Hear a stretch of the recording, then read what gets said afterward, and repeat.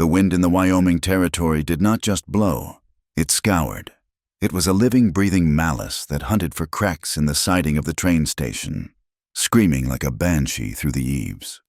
It carried the taste of ancient dust and dried sage, grinding against the glass of the solitary window where the station master sat, watching the iron tracks vanish into the gray horizon. It was late in the year 1887. The morning air was sharp enough to freeze breath in the lungs, yet the sun beat down with a deceptive, glaring brightness that offered no warmth. When the train whistle finally cut through the howling gale, it sounded thin and desperate, a mechanical cry for help in a land that swallowed sound whole. The brakes squealed, metal shrieking against metal, and the heavy locomotive shuddered to a halt alongside the wooden platform. Steam hissed, momentarily obscuring the view, before dissipating into the dry air. Ingrid Sorensen stepped down from the passenger car. She did not step down lightly, nor did she descend with the fluttering grace of the ladies in the fashion plates she had seen in store windows back east. She had to duck her head significantly to clear the door frame, a reflexive motion born of years of hitting her forehead on lintels built for smaller people. As her boot hit the wooden planks of the platform, the wood groaned under her solid weight. She was a giant. There was no other word the world had ever offered her, so she used it on herself before they could. She stood nearly 6 feet and 4 inches tall, with shoulders that could span a doorway and hands that were as broad and calloused as a blacksmith's. Her hair was the color of pale wheat, tucked severely under a plain bonnet that looked comically small on her head. And her dress was a patchwork of gray wool, mended so many times the original fabric was a mystery. The silence that followed her exit was immediate. A porter loading trunks paused, a crate halfway to his shoulder, his mouth hanging slightly open.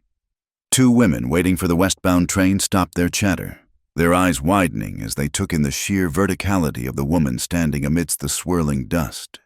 Ingrid felt the stares like physical touches. They prickled against her skin, hot and familiar. She gripped the handle of her battered carpetbag until her knuckles turned white, keeping her gaze fixed on the worn planks of the platform. Let them look, she thought, though the old shame burned in her gut. Let them count the inches. It changes nothing. She was 24 years old, but she felt as ancient as the hills rising in the distance. Her mind flickered back, unbidden, to the cramped mining town in Pennsylvania she had left behind. The memory smelled of coal dust and stale whiskey. She saw her father, a man small in stature but large in cruelty, slumped over a table in a dimly lit saloon. She remembered the way the local men would jeer when she walked past the mine entrance to bring her father his pail. "Look at the giant girl," they would shout. "That is not a woman. That is an ox in a skirt." She remembered the neighbors whispering that no man would ever want a wife who could look him in the eye without tilting her head back. A wife whose hands were bigger than his own, and most painfully. She remembered the scratch of the pen on paper just 3 weeks ago. Her father had not even looked at her. He had signed the paper trading her to a stranger in the Wyoming Territory for enough money to clear his gambling debts at the company store.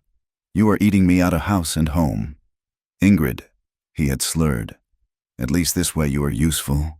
Useful. That was the ceiling of her ambition now. Standing on the windswept platform, Ingrid reached into her pocket and touched the folded letter.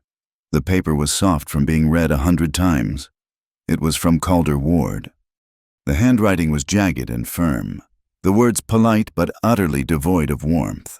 He had promised a respectable home. He had promised safety. He had promised that he required a wife to manage his household. He had said nothing of love, and she had expected none. But now, the terror seized her. He had not seen her. The arrangement had been made through a broker who dealt in mail-order matches for the desperate. What if Calder Ward took one look at the towering reality of her and sent her back? What if he laughed? 50 yards away, leaning against the side of a high-wheeled buggy. Calder Ward watched the train unload. He was a man cut from the same hard cloth as the territory itself. He stood well over 6 feet, lean and ropey with muscle earned from a lifetime in the saddle. His coat was of good quality, heavy wool with a shearling collar, but it was dusted with the omnipresent grit of the plains. His hat brim was pulled low, shading eyes that were the color of flint and just as hard. He had been expecting a woman. He had been expecting someone perhaps a little plain, perhaps a little worn by life. Why else would a woman agree to come all this way to marry a stranger? But he had expected a woman who looked like the women he knew. When Ingrid stepped off the train, Calder felt a jolt of genuine shock that nearly broke his composure. She was immense. It was not just her height, though she was nearly eye to eye with him even from this distance. It was the solidity of her. She looked like she could lift a calf under each arm and walk a mile without winding. He stiffened, his hand tightening on the leather reins he held loosely in his gloved fingers. His inner thoughts churned, a mixture of defensiveness and sudden, cold disappointment. Great God in heaven, he thought, his jaw tightening. I asked for a wife, not a hand to break horses. The town gossip had already been vicious. They whispered that Calder Ward, the rich widower, only wanted a new wife to warm his bed or breed him heirs because he was too proud to be alone. He had ignored them, telling himself he needed a partner to help survive this cursed drought. He had told himself he wanted a strong woman. But looking at Ingrid, his prejudice flared. She looked unnatural to him. He wondered, with a flash of uncharitable cruelty, if she was some kind of sideshow attraction his money had bought. He felt a sudden, defensive anger at the broker, anger at himself for his desperation, and anger at this stranger for being so undeniably, shockingly different. He took a breath, forced his face into a mask of controlled calm, and pushed off the buggy. He walked toward the platform, his boots thudding heavily in the dirt. He was a man used to commanding men and cattle. He would not let a woman see him rattled. Ingrid saw him coming. He moved with a predator's grace, long strides eating up the distance. He was handsome in a severe, sharp-edged way, and the fine cut of his clothes marked him as the wealthy rancher the letter had promised. As he stepped onto the platform, the sheer size of him made the space feel even smaller. For the first time in her life, Ingrid did not feel like a monster looming over a victim. She felt merely large in the presence of someone else who was large. He stopped 3 feet from her. He touched the brim of his hat, a gesture that was polite but mechanical. "Miss Sorensen," he said. His voice was a deep rumble, like thunder trapped in a canyon. "Mr. Ward," Ingrid replied. Her voice shook, and she hated it. She instinctively hunched her shoulders, bending her neck to lower her head, trying to fold herself into a smaller shape. It was a habit she had practiced since she was 12. I am here." Calder looked at her, taking in the patched dress, the anxiety in her large, pale eyes, and the way she was trying to shrink. He saw the shame radiating off her, and it made him pause. "I can see that," he said. The silence stretched, filled only by the wind whistling through the station eaves. "I apologize," Ingrid blurted out, her face heating. I am bigger than you thought. I am sure of it." Calder looked at the way her hands were twisting the fabric of her skirt. He heard the apology in her voice for her very existence. He had intended to be cold, to maintain a businesslike distance, but the raw vulnerability in her tone struck something in him. He remembered the empty house waiting for him, the work that never ended, the cattle dying of thirst. "I do not need a delicate woman, Miss Sorensen," Calder said. The words came out sharper than he intended, a clumsy attempt at reassurance that sounded more like a command. "This is a hard country. It kills delicate things. I need someone strong on the ranch." It was not a compliment. Exactly. It was a statement of utility. But to Ingrid, who had been called a beast of burden and a freak, the acknowledgement that her strength might have a purpose was a balm she had not expected. "I am strong," she whispered. "Good," Calder said. He reached for her carpet bag. "The buggy is this way." The ride from the station was an exercise in endurance.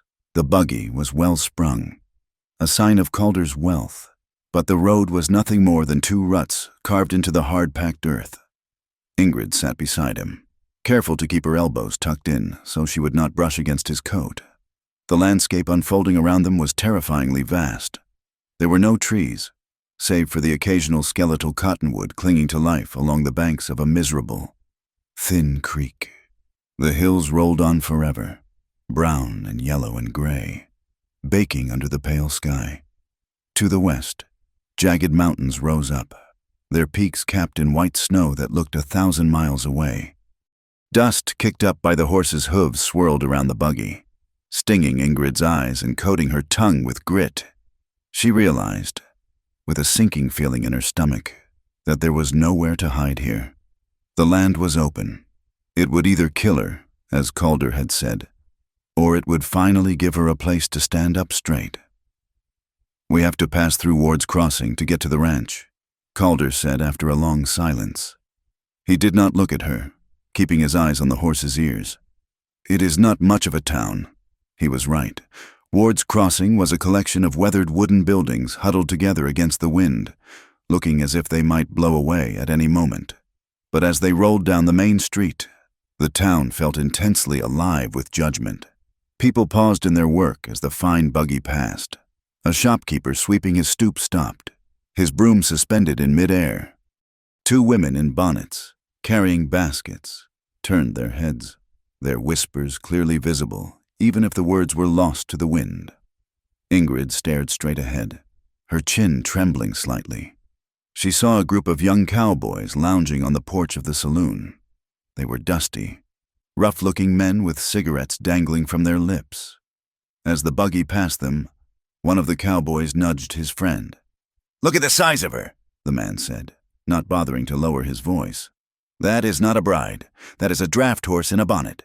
Reckon Ward needs a ladder to kiss her?" another joked, followed by a crude, low laugh.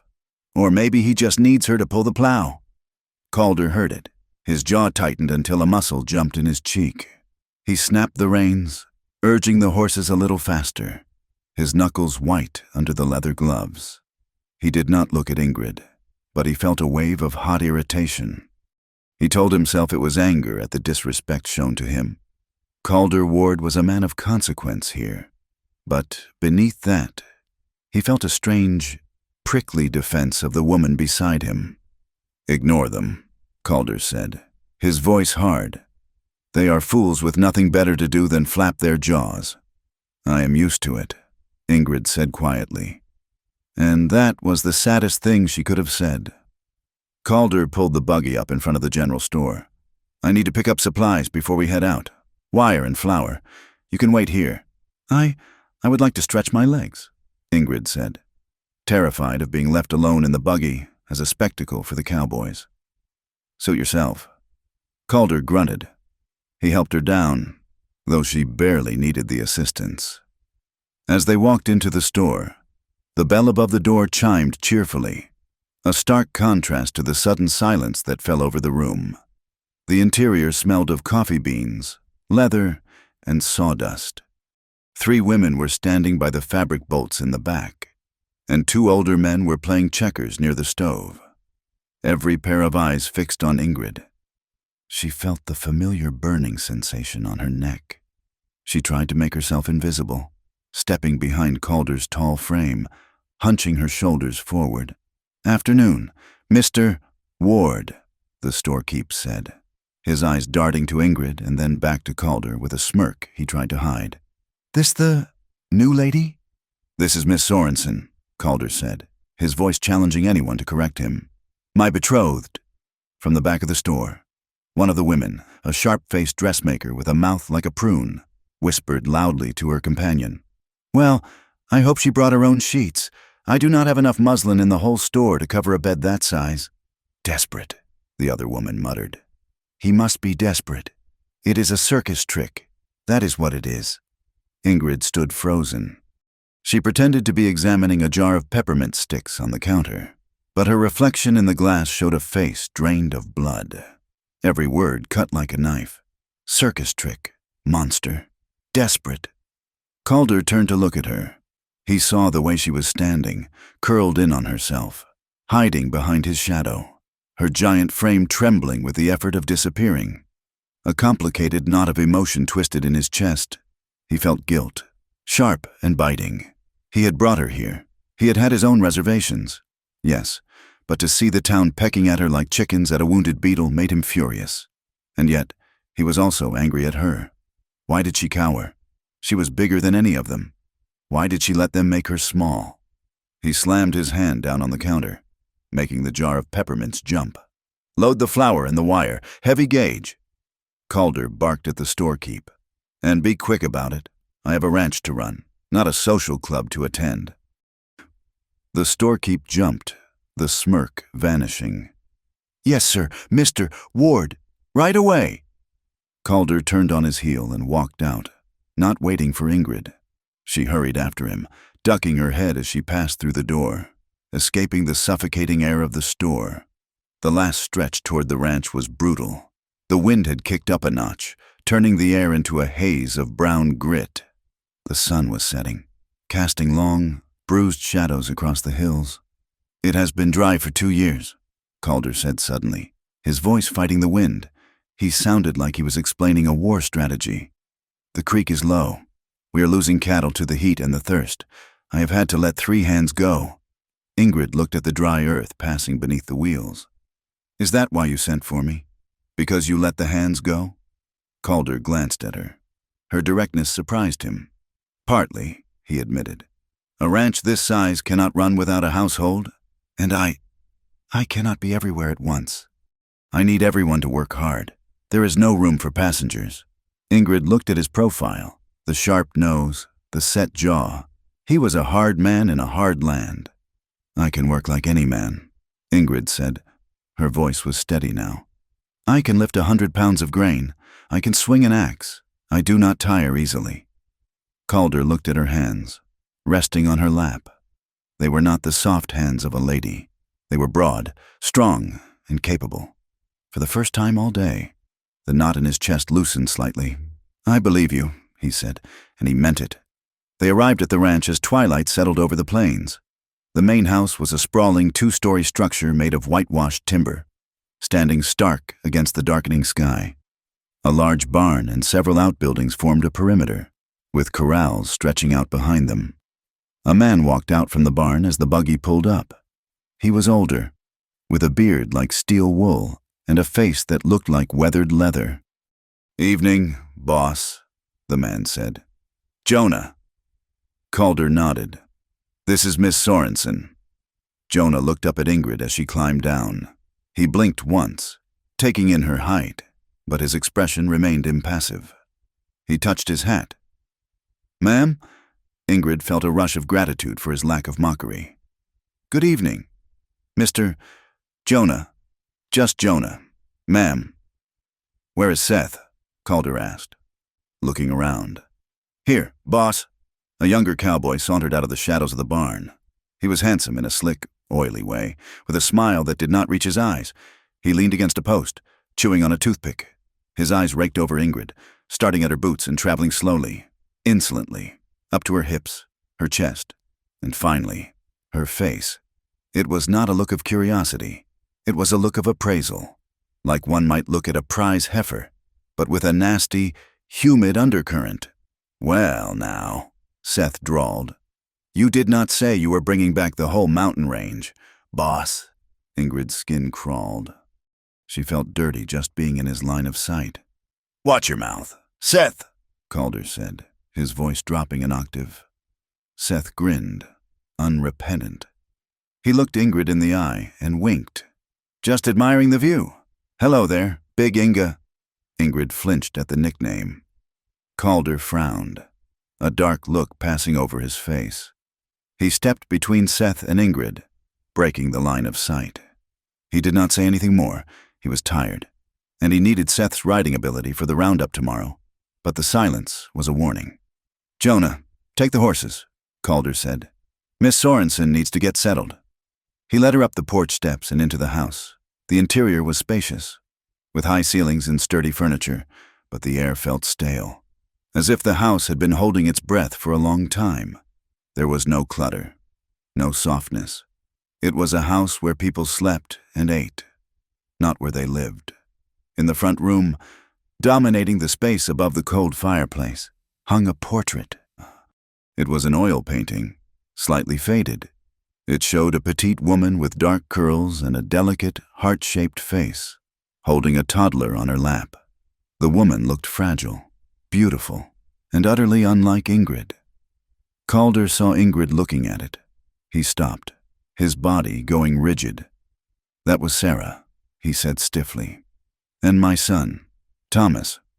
Ingrid looked at the smallness of the woman in the painting. "They are beautiful." "They died," Calder said, the words falling like stones. "5 years ago. A blizzard came out of nowhere. I was not here." He did not elaborate.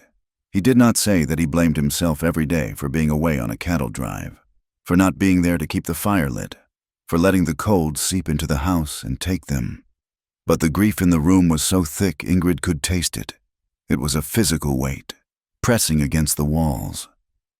"I am sorry," she whispered. Calder turned away abruptly. "Your room is at the top of the stairs, the first door on the left. We rise at 4. He left her there, standing in the shadow of his dead wife, feeling larger and clumsier than she ever had in her life. That night, Ingrid lay awake in the spare bedroom. The bed was sturdy, thank heavens, but the sheets were cold. Outside, the wind had not ceased. It hammered against the walls of the ranch house, rattling the window pane in its frame. It sounded like the land was trying to break in, to scour the house clean of life. She could feel the emptiness of the house around her. She could feel the ghost of the small, beautiful woman downstairs, and the cold, closed-off heart of the man down the hall. She lifted her hand in the darkness and touched the cheap brass ring on her finger, a placeholder until the wedding tomorrow. "He does not want you," a voice in her head whispered. "You are a giant. You are a joke." Ingrid closed her eyes tight against the tears that threatened to fall. She thought of the mining town, of her father's drunken rage, of the hopeless gray future that had awaited her there. "No," she whispered to the empty room. "I am here. I have a roof. I have work." She curled her large body into a ball, trying to preserve her warmth against the Wyoming chill. "Survival first," she told herself, listening to the wind howl. "Dreams are for people who can afford them." The dawn broke not with a gentle light, but with a gray, iron resolve. The wind had died down only slightly, leaving a silence that felt heavy and expectant. Inside the ranch house, the air was cold enough to see one's breath. Ingrid sat at the long wooden table in the kitchen, her hands wrapped around a tin mug of coffee that was black as tar and twice as bitter. Across from her, Calder Ward ate with the efficiency of a machine. He did not slouch, and he did not make small talk. "We have a great deal to do before we ride into town," Calder said, slicing a piece of cured ham with precision. "I expect the household to be run with order. Meals at 5, noon, and 6. The laundry is done on Mondays. The chickens and the garden. What is left of it are your concern." Ingrid nodded, keeping her eyes on her coffee. She had hoped, foolishly, for a good morning that carried some warmth. She had hoped he might ask how she slept in the strange, empty room with the wind battering the walls. But Calder was a man of business. And she was, she reminded herself, a transaction. "We will ride to town at 2 o'clock, Calder continued, finally looking up. His eyes were cool, assessing. "The pastor has agreed to a short ceremony. We will be back before supper. Until then, there is work to be done. I cannot afford to lose half a day, even for a wedding." "I understand," Ingrid said. Her voice was steady, though her chest ached. "I will not keep you from your work, Mr. Ward." "Calder," he corrected her, though the tone was not intimate. "If you are to be my wife, you should use my name." He stood up, put on his hat, and walked out the door without looking back. Ingrid sat alone in the silence, swallowing the last of the bitter coffee. She told herself not to be a fool. She had been sold for a debt. She had a roof over her head and food on the table. To expect kindness on top of that was greed. She rose, her chair scraping loudly against the floorboards, and went to find work. The ranch was a hive of activity, but it was a desperate, grinding kind of activity. The drought had turned the earth into concrete. The air smelled of dust and dry sage. Ingrid found Jonah, the foreman, near the water trough. He was struggling to lift a heavy oak barrel filled with water onto the back of a wagon. He was a strong man, but age had stiffened his back, and the barrel was slipping from his grip. Without a word, Ingrid stepped forward. She did not ask for permission. She simply reached out, her large hands gripping the iron rim of the barrel. With a grunt of exertion that came from her diaphragm, she hoisted the barrel, taking the weight that Jonah was losing. "Together," she said. Jonah's eyes widened, but he nodded. "On 3, 1, 2, 3, they heaved. The barrel slammed onto the wagon bed with a heavy thud, water sloshing over the sides to stain the thirsty dust. Jonah straightened up, wiping sweat from his forehead with a dirty bandana. He looked at the barrel, then up at Ingrid. She stood a full head taller than him, breathing heavily but not winded. "That is 100 pounds of water, ma'am," Jonah said. "It is heavy," Ingrid agreed, wiping her hands on her apron. "But it is loaded." She did not stop there. For the next 4 hours, Ingrid Sorensen worked as she had never worked before. She hauled sacks of grain that 2 men usually carried between them. She held fence posts steady while the hammer rang against the wood, her grip unyielding even as the vibrations rattled her bones. She moved with a silent, terrifying intensity. The other hands watched her. At first, there were snickers. She saw Seth, the young cowboy with the oily smile, leaning against a rail, whispering to a companion. They pointed at her patched dress, stretched tight across her broad shoulders, and laughed. But as the morning wore on, the laughter died down, replaced by a stunned silence. They had expected a woman who would faint at the sight of a blister. Instead, they saw a woman who could match them pound for pound. The sun rose higher, turning the sky into a sheet of white-hot tin. The heat was blistering. It radiated off the ground, baking the soles of Ingrid's boots. Her hands, calloused as they were, began to blister and bleed from the rough wood and rusty wire. She did not stop. She wrapped her palms in scraps of cloth torn from her petticoat and kept working. She was desperate. She needed to prove that she was not just a mouth to feed. She needed to prove she was not a freak, but a machine that could earn its keep. From the shadow of the barn, Calder watched her. He saw her lift a feed sack onto her shoulder with a grimace of effort, her jaw set in a hard line. He saw the sweat soaking the back of her dress. He saw the blood seeping through the rags on her hands. He had expected her to retreat to the house after an hour. He had expected to find her weeping in the kitchen. Instead, she was out here in the dirt, doing the work of 2 men, asking for no quarter. Something inside Calder, a hard knot of cynicism that had lived in his chest since the blizzard took his family, softened just a fraction. It was not affection, not yet, but it was respect. He tipped his hat brim lower and turned back to his horse, but the image of her determination stayed with him. At 2 o'clock, they rode into Ward's Crossing. The town seemed even more hostile than the day before. The news of the wedding had spread, and it seemed everyone had an opinion. As Calder helped Ingrid down from the buggy in front of the small, white-steepled church, she could feel the weight of the stairs. "I hear he bought her by the pound," a woman whispered loudly from the boardwalk. "Reckon he is just looking for a broodmare to replace the one he lost," a man muttered. "Desperate times, desperate measures." Ingrid kept her head high, but her insides were churning. Broodmare, freak, giant. The words were like stones thrown at a glass window.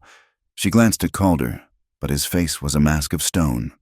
He offered her his arm, and she took it. His muscles were tense under the fine wool of his coat.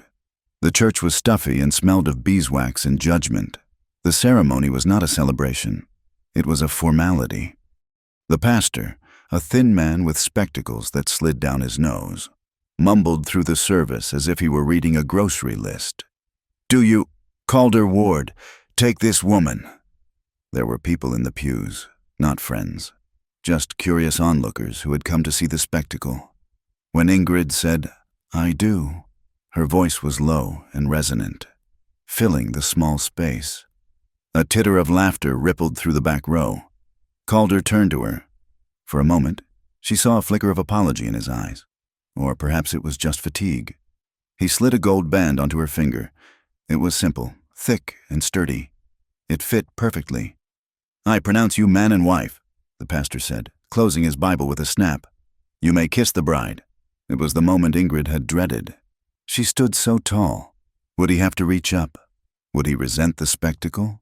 Calder did not hesitate. He stepped in close, his hand coming up to cup her jaw, his thumb brushing her cheekbone. He tilted her head back slightly, not with force, but with guidance. He kissed her. It was not a passionate kiss.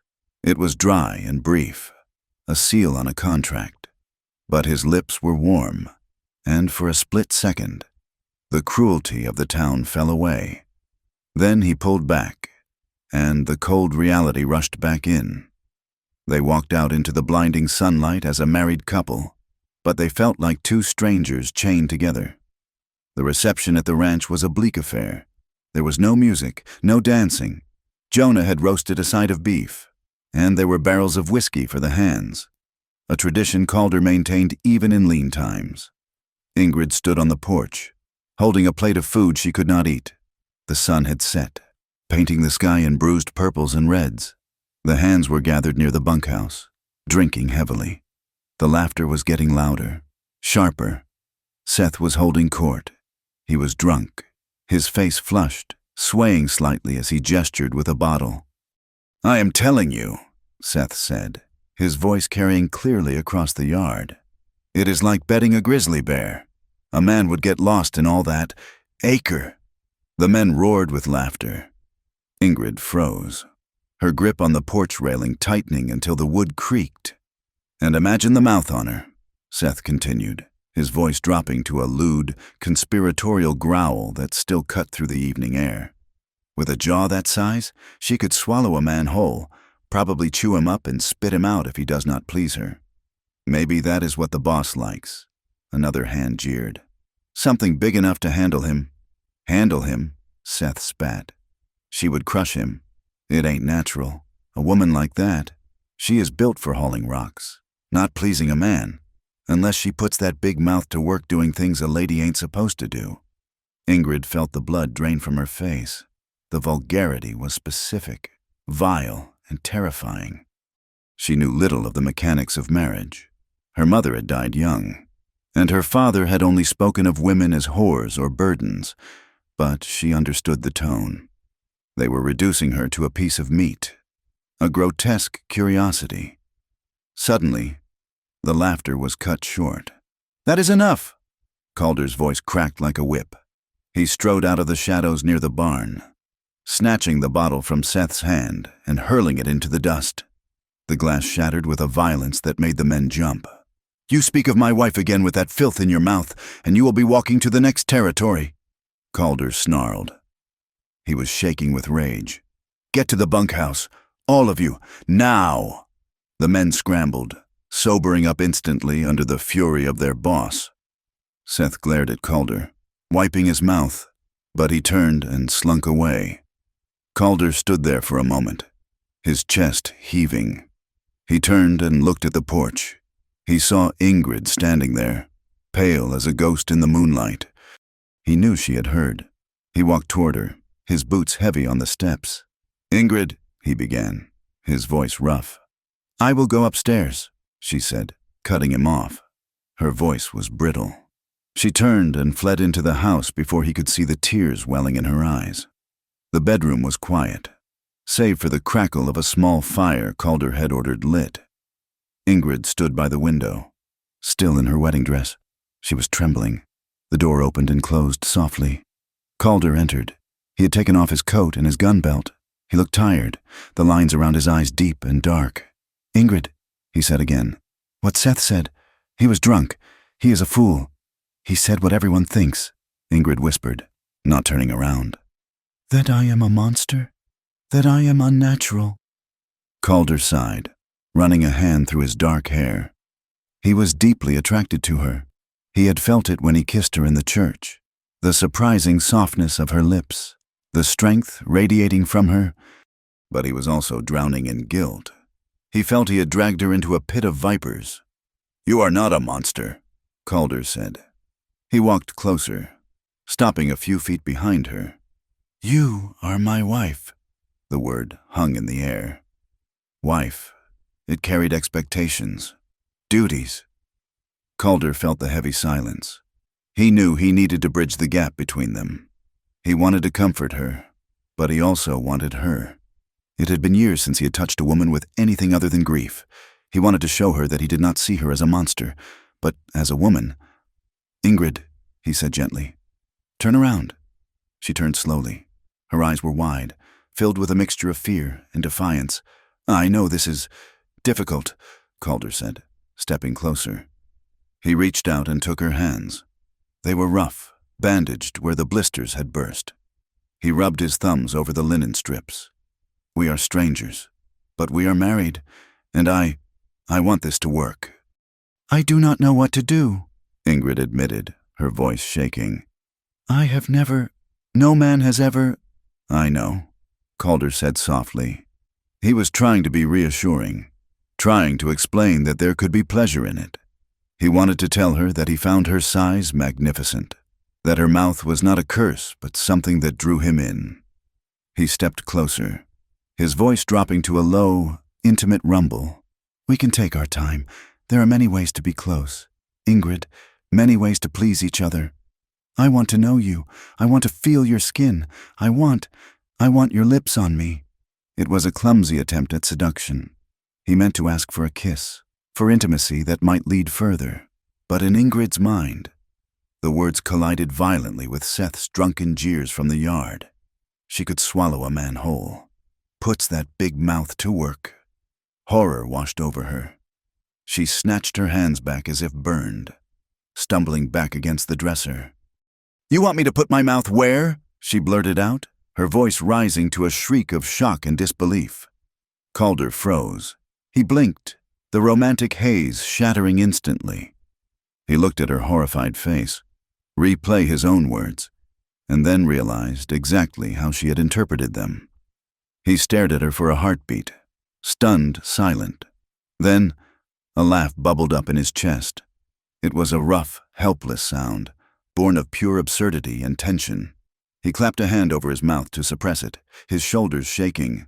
"No!" he choked out, forcing the laughter down, seeing the genuine terror in her eyes. "No, Ingrid!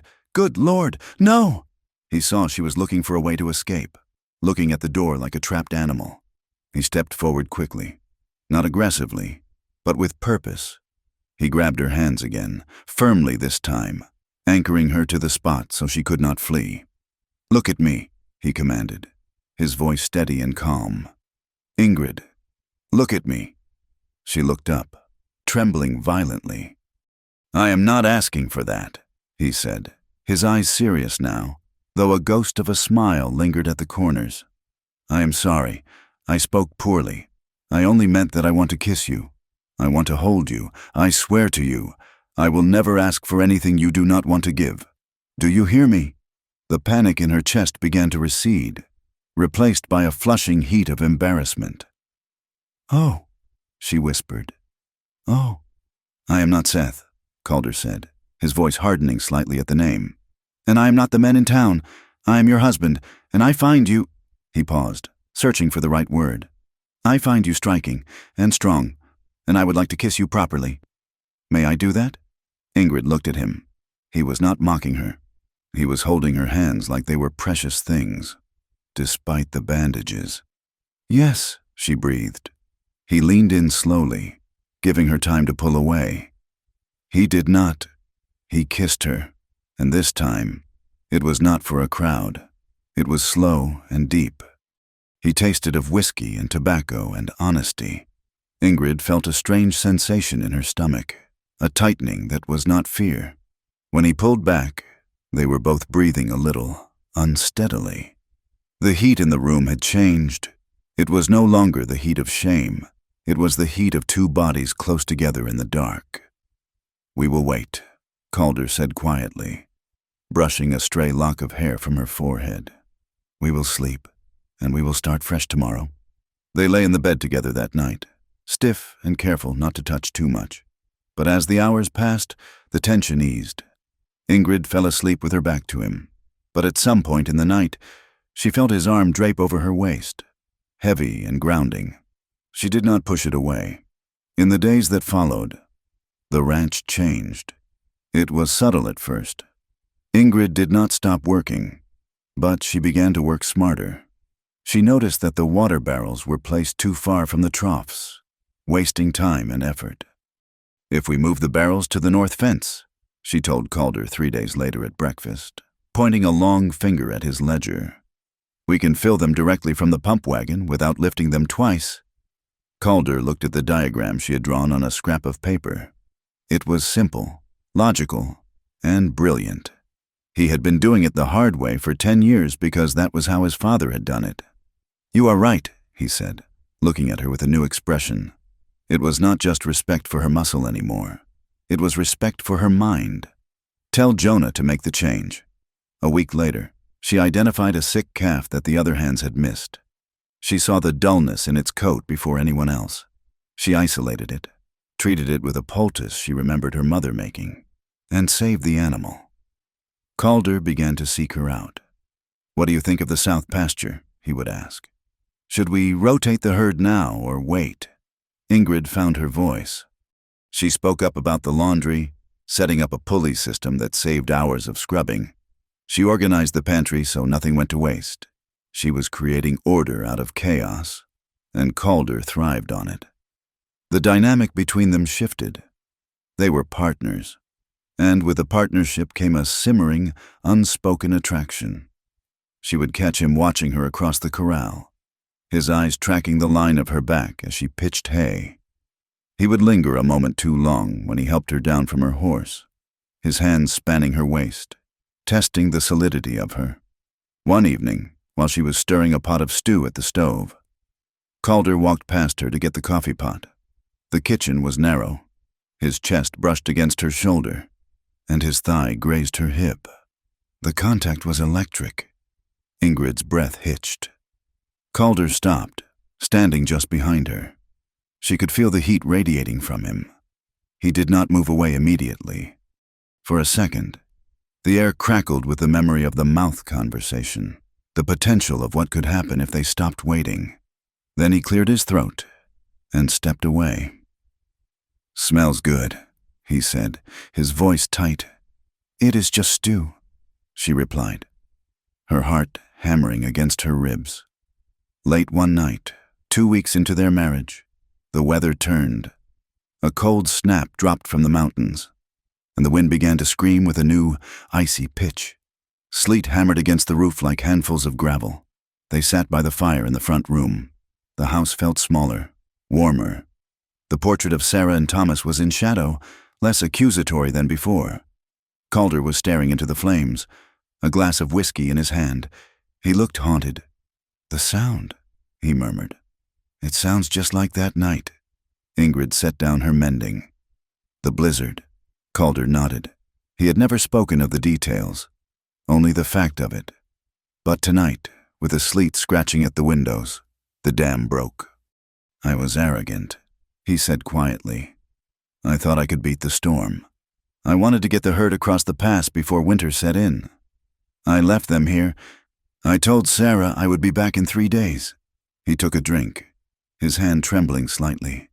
"The snow came so fast, 10 feet in 2 days, I could not get back.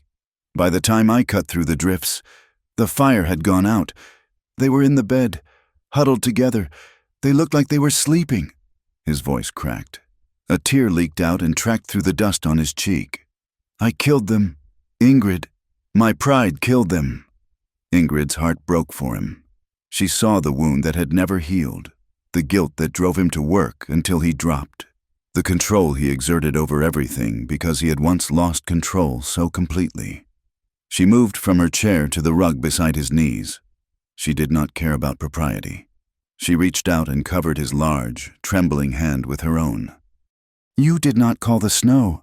Calder," she said fiercely. "You are a man, not a god. You cannot command the wind." He looked at her, his eyes red-rimmed. "I should have been here." "You are here now." She whispered. You are here, and you are keeping this house warm. You are keeping us alive. She squeezed his hand, her strength offering him an anchor. Calder looked at her, this giant, capable, surprising woman who had walked into his grief and started sweeping up the pieces. He set the glass down on the floor. He turned his hand and gripped hers, pulling her closer until she was kneeling between his legs. Ingrid, he groaned. He leaned down and kissed her. It was not like the church kiss, and it was not like the careful kiss in the bedroom. It was hungry. It was desperate. It was a kiss that sought to drown out the sound of the wind and the memory of the cold. Ingrid made a sound in her throat and kissed him back, her hands coming up to grip his shoulders. She felt the raw power in him, the need, for the first time in her life. She felt small, but not diminished. She felt encompassed. His hands moved to her face, then down to her neck, his thumbs tracing the pulse that fluttered there. They breathed each other's air, forehead to forehead, hearts racing. They were on the precipice. One more move, one more touch, and the waiting would be over. But the emotional weight of his confession was heavy in the room. Calder pulled back, just an inch, his breathing ragged. He rested his forehead against hers. Not like this, he whispered, his voice rough with restraint. Not to forget them. When I take you, Ingrid, I want it to be because I see you, only you. Ingrid nodded, shaking, tears stinging her eyes. She understood. He was offering her respect, even when his body was screaming for release. I am here, she said again. I am not going anywhere. He pulled her into his arms, burying his face in the crook of her neck.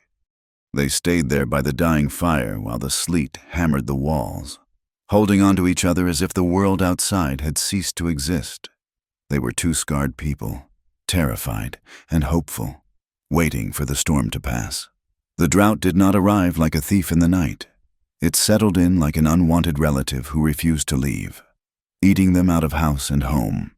By the middle of July, the Wyoming sky was a relentless, pale expanse of blue that offered no mercy. The sun was a hammer, striking the earth from dawn until dusk. The creek that ran through the Ward Ranch, usually a reliable ribbon of silver, had shriveled to a series of muddy, stagnant puddles where flies buzzed in thick, black clouds. The grass, which should have been knee-high and green, was brittle straw that crumbled to dust under a boot heel. The cattle were growing thin. Their ribs pressed against their hides like the staves of a barrel, and their lowing took on a frantic, thirsty edge that kept Calder awake at night. He began riding out before the sun crested the horizon, his face grim. He would return long after dark, covered in a layer of gray grit, his eyes red-rimmed and hollow. He spent his days making the impossible calculations of a man under siege, deciding which pastures were dead, which cows were too weak to save, and how long the water in the main well would hold before they were drinking mud. It was on one of these blistering afternoons that Ingrid first met Silas Rourke. She was repairing a section of fence near the eastern boundary, her hands wrapped in leather gloves, wrestling a cedar post into the rocky ground. She wore a man's hat to shield her face, and sweat tracked clean lines through the dust on her cheeks. A rider approached from the neighboring property. He rode a black stallion that looked too sleek and well-fed for the starving country around it. The man himself was heavy-set, dressed in a suit of dark wool that seemed absurd for the heat, with a silver watch chain glinting across his vest. He pulled his horse up to the fence line and watched her work for a long moment. He did not tip his hat. So, the man said, his voice smooth and oily, like butter melting on a hot skillet. You must be the purchase. Ingrid straightened up, wiping her forehead with her forearm. She towered over the fence post, looking the man in the eye. I am Mrs. Ward. Silas Rourke, he said, smiling in a way that showed too many teeth. I own the double bar, just east of here. I heard Calder had brought home a helper. I did not realize he had hired a giant to build his fences. Ingrid felt the familiar prickle of shame, but she clamped her jaw shut. My husband is busy running his ranch. Mr. Rourke, is there something you need? Rourke chuckled. It was a dry, rattling sound. I just wanted to see for myself. The town talks, you know. They say Calder Ward finally found a woman big enough to do his heavy lifting, though I wonder if he bought you by the pound." He leaned forward over the pommel of his saddle, his eyes narrowing. "Tell your husband that when he gets tired of fighting this dust, my offer stands. I will buy the land. The water rights are wasted on a man who cannot hold on to his luck, or his family." Ingrid's hands tightened into fists at her sides. "This land is not for sale." "Everything is for sale, Mrs. Ward," Rourke said, casting a disparaging look at her patched dress and muddy boots. "Even people. Is that not how you got here?" He wheeled his horse around and cantered away, leaving Ingrid standing in the dust, trembling not with fear, but with a cold, hard rage. The isolation of the ranch began to weigh on her, and despite her better judgment, Ingrid decided to attempt to join the Society of Ward's Crossing. She told herself it was for Calder's sake. A rancher's wife should have standing in the community. She wanted to show them that she was not a beast, but a woman who could sew and converse and pray. On a Wednesday afternoon, she harnessed the buggy and drove into town for the weekly sewing circle at the Mercantile. The room was small and crowded with the wives of shopkeepers and local farmers. When Ingrid entered, ducking her head to clear the doorframe, the chatter cut off instantly. The silence was absolute. "Good afternoon," Ingrid said, her voice sounding too loud in the stillness. I brought my mending. Mrs. Gable, the banker's wife, offered a tight, pained smile. "Mrs. Ward, we did not expect you.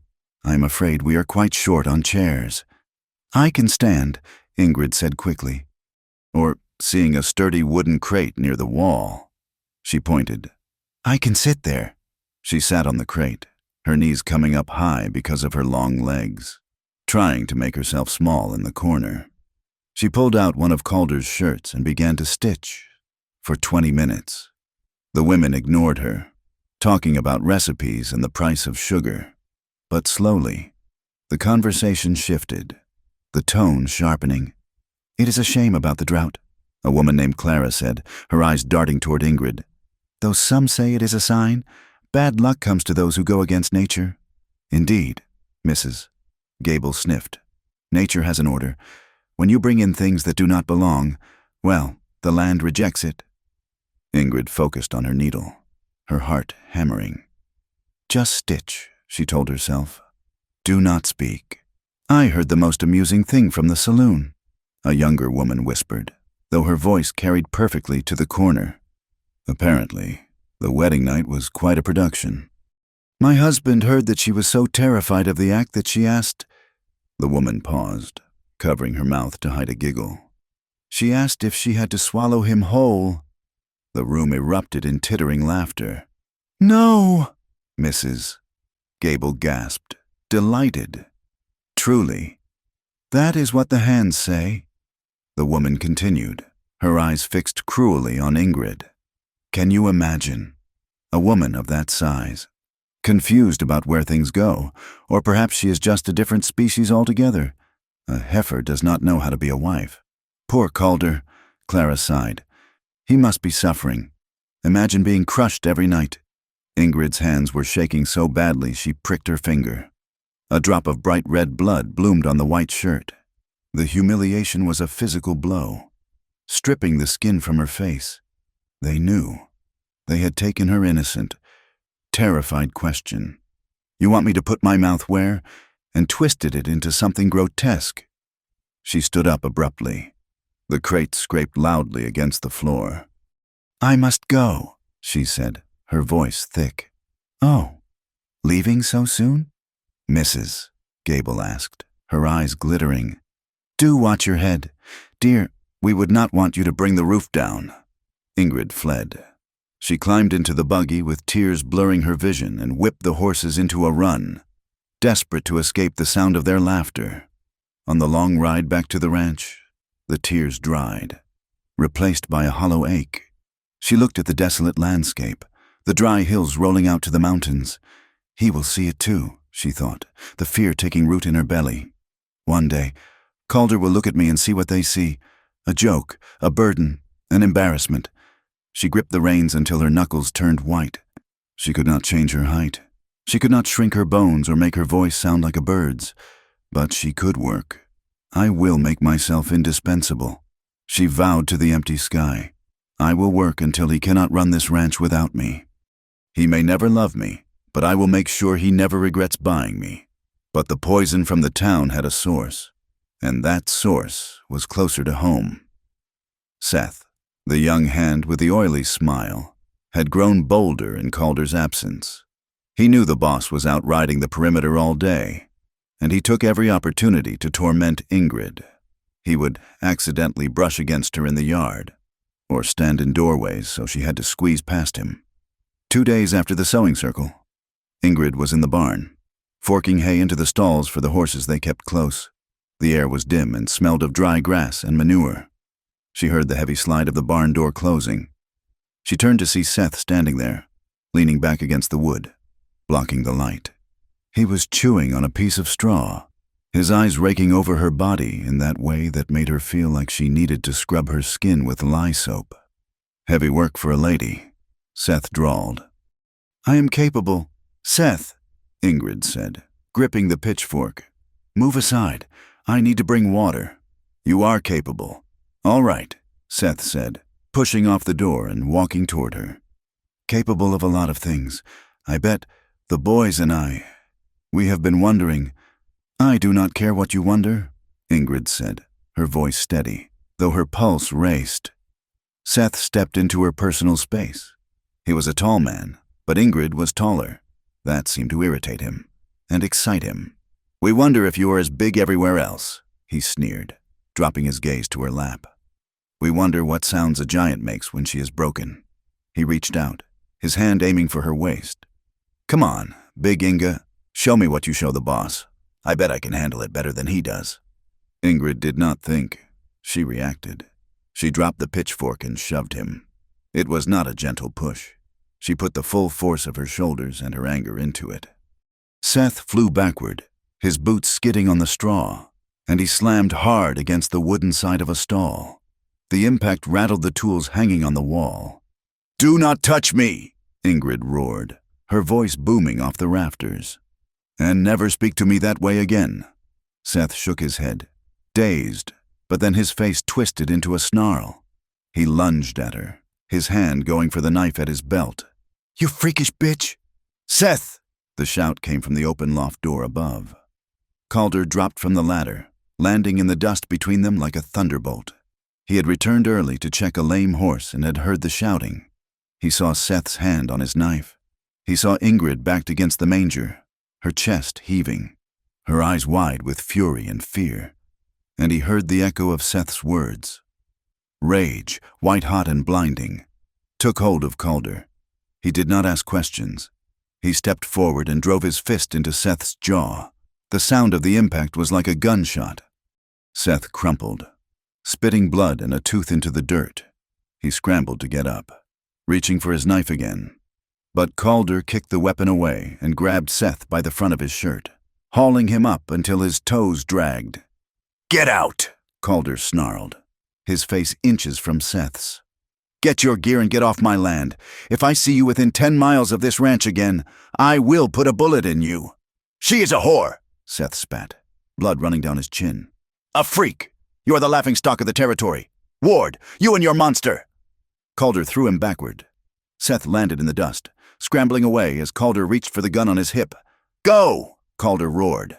Seth scrambled to his feet, clutching his jaw. He backed out of the barn, his eyes burning with a hateful, poisonous light. You will regret this, he hissed. Both of you. Then he was gone, running for the bunkhouse to grab his roll.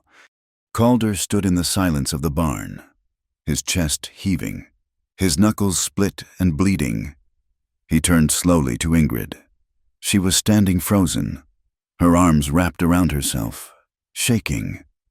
Ingrid, he said, his voice dropping from a roar to a rough whisper. Did he touch you?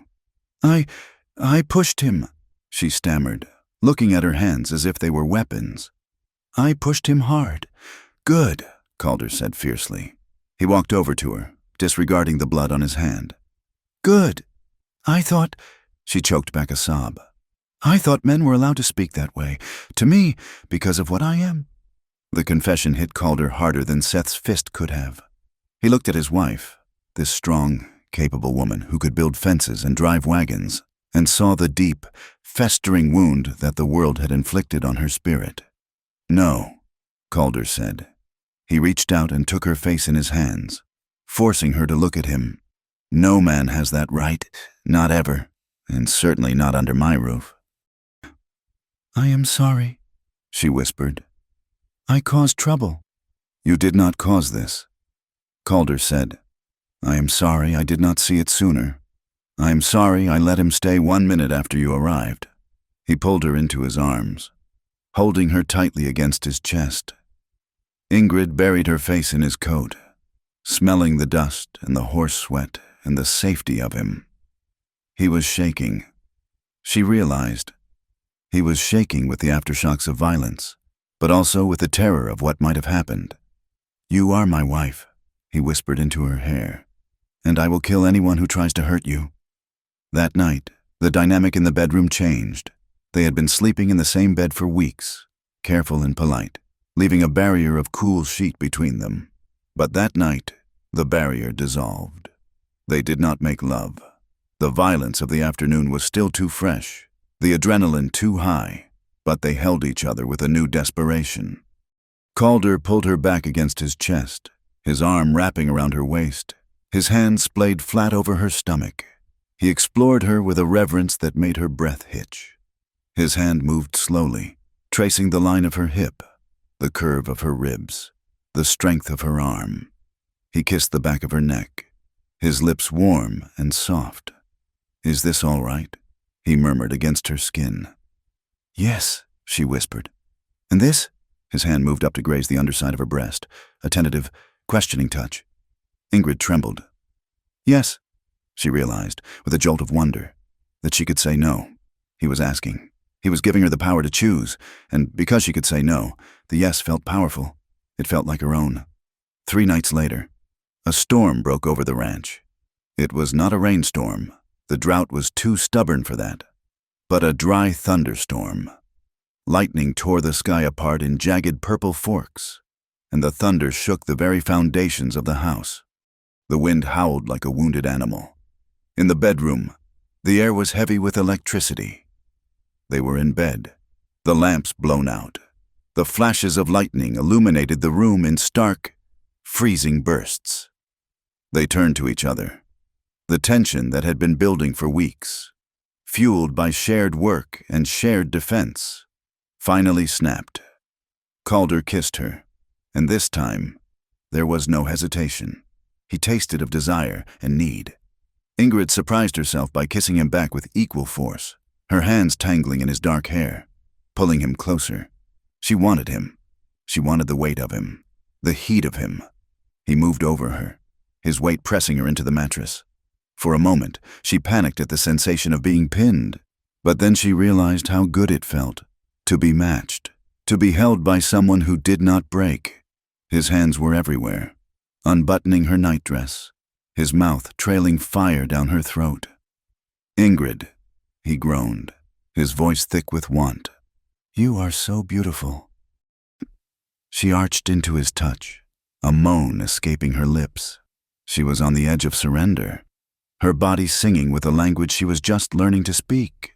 Then, a crack of thunder exploded directly overhead. It was deafening. The house shuddered. In an instant, Ingrid was not in the ranch house. She was back in the cramped cabin in Pennsylvania. Her father was screaming, throwing a bottle against the wall, the glass shattering. "You useless giant cow! You are not a woman! No man will ever want you!" She flinched violently, a cry of terror tearing from her throat. She shoved Calder hard, scrambling backward until her back hit the headboard, her knees drawn up to her chest. "No!" she screamed. "Do not break it! I am sorry! Papa, I am sorry!" Calder froze. The lightning flashed again, illuminating her face, pale, wild-eyed, lost in a memory of terror. He did not get angry. He did not pull away in frustration. He understood instantly. "Ingrid," he said, His voice was not the roar he had used on Seth. It was the low, calming rumble he used for skittish horses. "Ingrid, it is me. It is Calder." He did not reach for her. He stayed where he was, kneeling on the mattress, his hands open and visible. "It is just the storm," he said softly. "You are in Wyoming. You are safe." Ingrid blinked, her chest heaving. The hallucination of her father faded, replaced by the face of her husband. He looked concerned, tender, and achingly familiar. She choked, shame washing over her. "The noise, it sounded like him when he was drunk, when he would throw things." She hid her face in her hands. "I am sorry. I am broken. You should send me back. Ingrid, look at me." She shook her head. Calder moved slowly. He reached out and gently pulled her hands away from her face. "You are not broken," he said firmly. "You are the strongest person I know. You hold this ranch together. You hold me together." He leaned in, looking fiercely into her eyes. "Your father was a small, weak man. He tried to make you feel small so he could feel big, but you are magnificent. Ingrid, your height, your strength, they are not curses. They are exactly what I want, exactly what I need." Ingrid stared at him, tears leaking from her eyes. You do not wish I was smaller. More like—" She glanced toward the door, downstairs where the portrait hung. "No," Calder said. "I want you, all of you." It was the moment the wall finally crumbled, the shame that had defined her life, the belief that she was too much, too big, too wrong, cracked under the weight of his conviction. "Come here," she whispered. He moved to her, but he did not resume his advances. He simply held her, wrapping his arms around her, rocking her gently while the thunder rolled away into the distance. "We will wait," Calder murmured into her hair. "We will wait until the storm is gone, until you feel no fear, only want." "I want you," she said.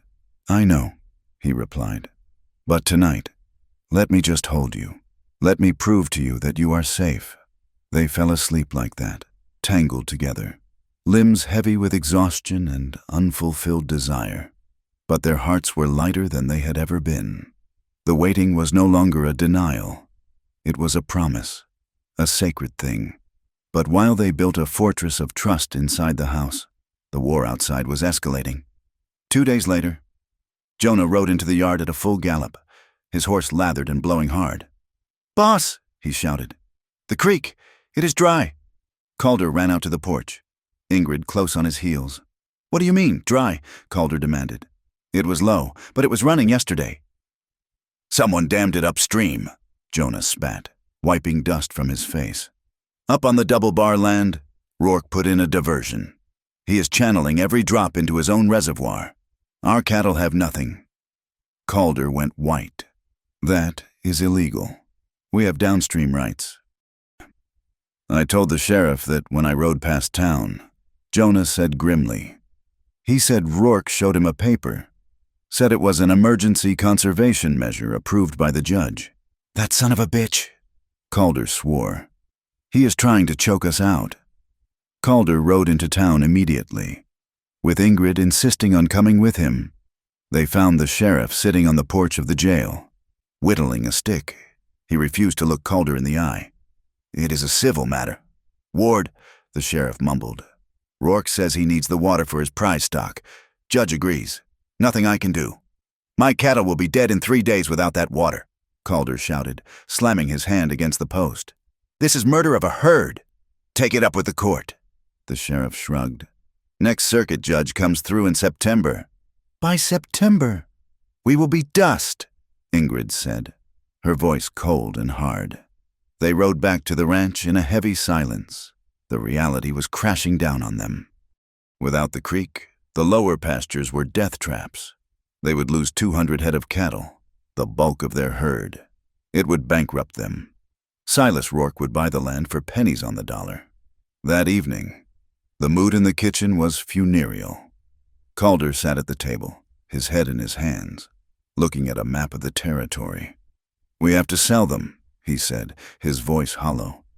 "We have to drive them to the railhead now, thin as they are. We will get almost nothing, but it is better than watching them die of thirst." Ingrid was standing by the window, looking out at the purple mountains in the distance. She traced the jagged line of the peaks against the darkening sky. "No," she said. Calder looked up. "Ingrid, be reasonable. There is no water." "There is water," she said, turning to point out the window. "There," Calder frowned. "The high country? Ingrid, that is government land. It is steep, it is rocky, and it is 20 miles of broken terrain to get there." "But there is snowmelt," she insisted, walking to the table and putting her large finger on the map, tapping the white space of the peaks. "I saw the white caps from the train. The snow is melting. There will be pools in the high basins. Grass, too." "It is too dangerous," Calder said, shaking his head. "The drive alone could kill half the herd. The trails are narrow, and if a storm hits up there—" "If we stay here, they all die," Ingrid said. Her voice was calm, authoritative. She leaned over the table, her shadow covering the map. "Rourke expects you to fold. He expects you to sell or starve.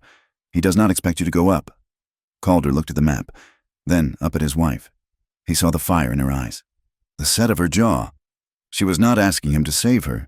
She was offering him a weapon. "It would take everyone," Calder said slowly, his mind beginning to race. "Every hand we have left, and you cannot go. It is too rough." "I am going," Ingrid said. It was not a request.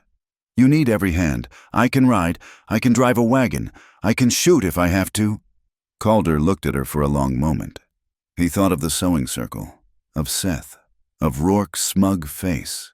He thought of the way she had lifted that barrel on her first day. He stood up. He reached across the table and took her hand. "Pack your bedroll, Mrs. Ward," he said, a grim smile touching his lips. "We leave at first light." The ascent into the high country was a war against gravity.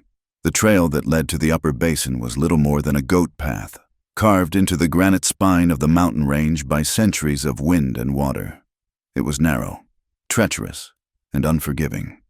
They had been on the move for 4 days. The herd, thinned by the drought and weakened by hunger, moved sluggishly. Their hooves clicked against the shale, a dry, rhythmic sound that echoed in the thin air. The dust here was different than the valley floor. It was sharp and metallic, tasting of ancient stone. Calder rode at the front, picking the line. He looked back constantly, his eyes scanning the steep drop-offs and the struggling cattle. He had brought only 4 men. Jonah, who rode drag, a quiet man named Elias, a young, eager hand named Billy, who was barely 17, and Ingrid. Ingrid rode near the center, her long legs straddling a sturdy bay gelding that looked small beneath her. She was covered in the gray dust of the trail, her face wrapped in a bandana, her hat pulled low. She did not complain. When a wagon wheel wedged itself between 2 boulders on the second day, she had dismounted and, with a grunt that echoed off the canyon walls, lifted the axle free while 2 men whipped the mules. The men had stared, but they had not laughed. They were too tired, and her strength was the only thing keeping them moving. The air grew thinner with every mile. The cottonwoods of the creek bottom gave way to twisted juniper and scrub pine. The heat of the valley was replaced by a biting chill that lived in the shadows of the cliffs. On the afternoon of the 5th day, the sky turned a bruised, ugly purple. It happened fast, as weather always did in the high plains. One moment, the sun was shining weakly through the haze. The next, the temperature plummeted 20 degrees, and the wind began to scream. It was a high, keening wail that spooked the cattle instantly. "Tighten the line," Calder shouted, his voice barely audible over the gale. "Keep them against the wall."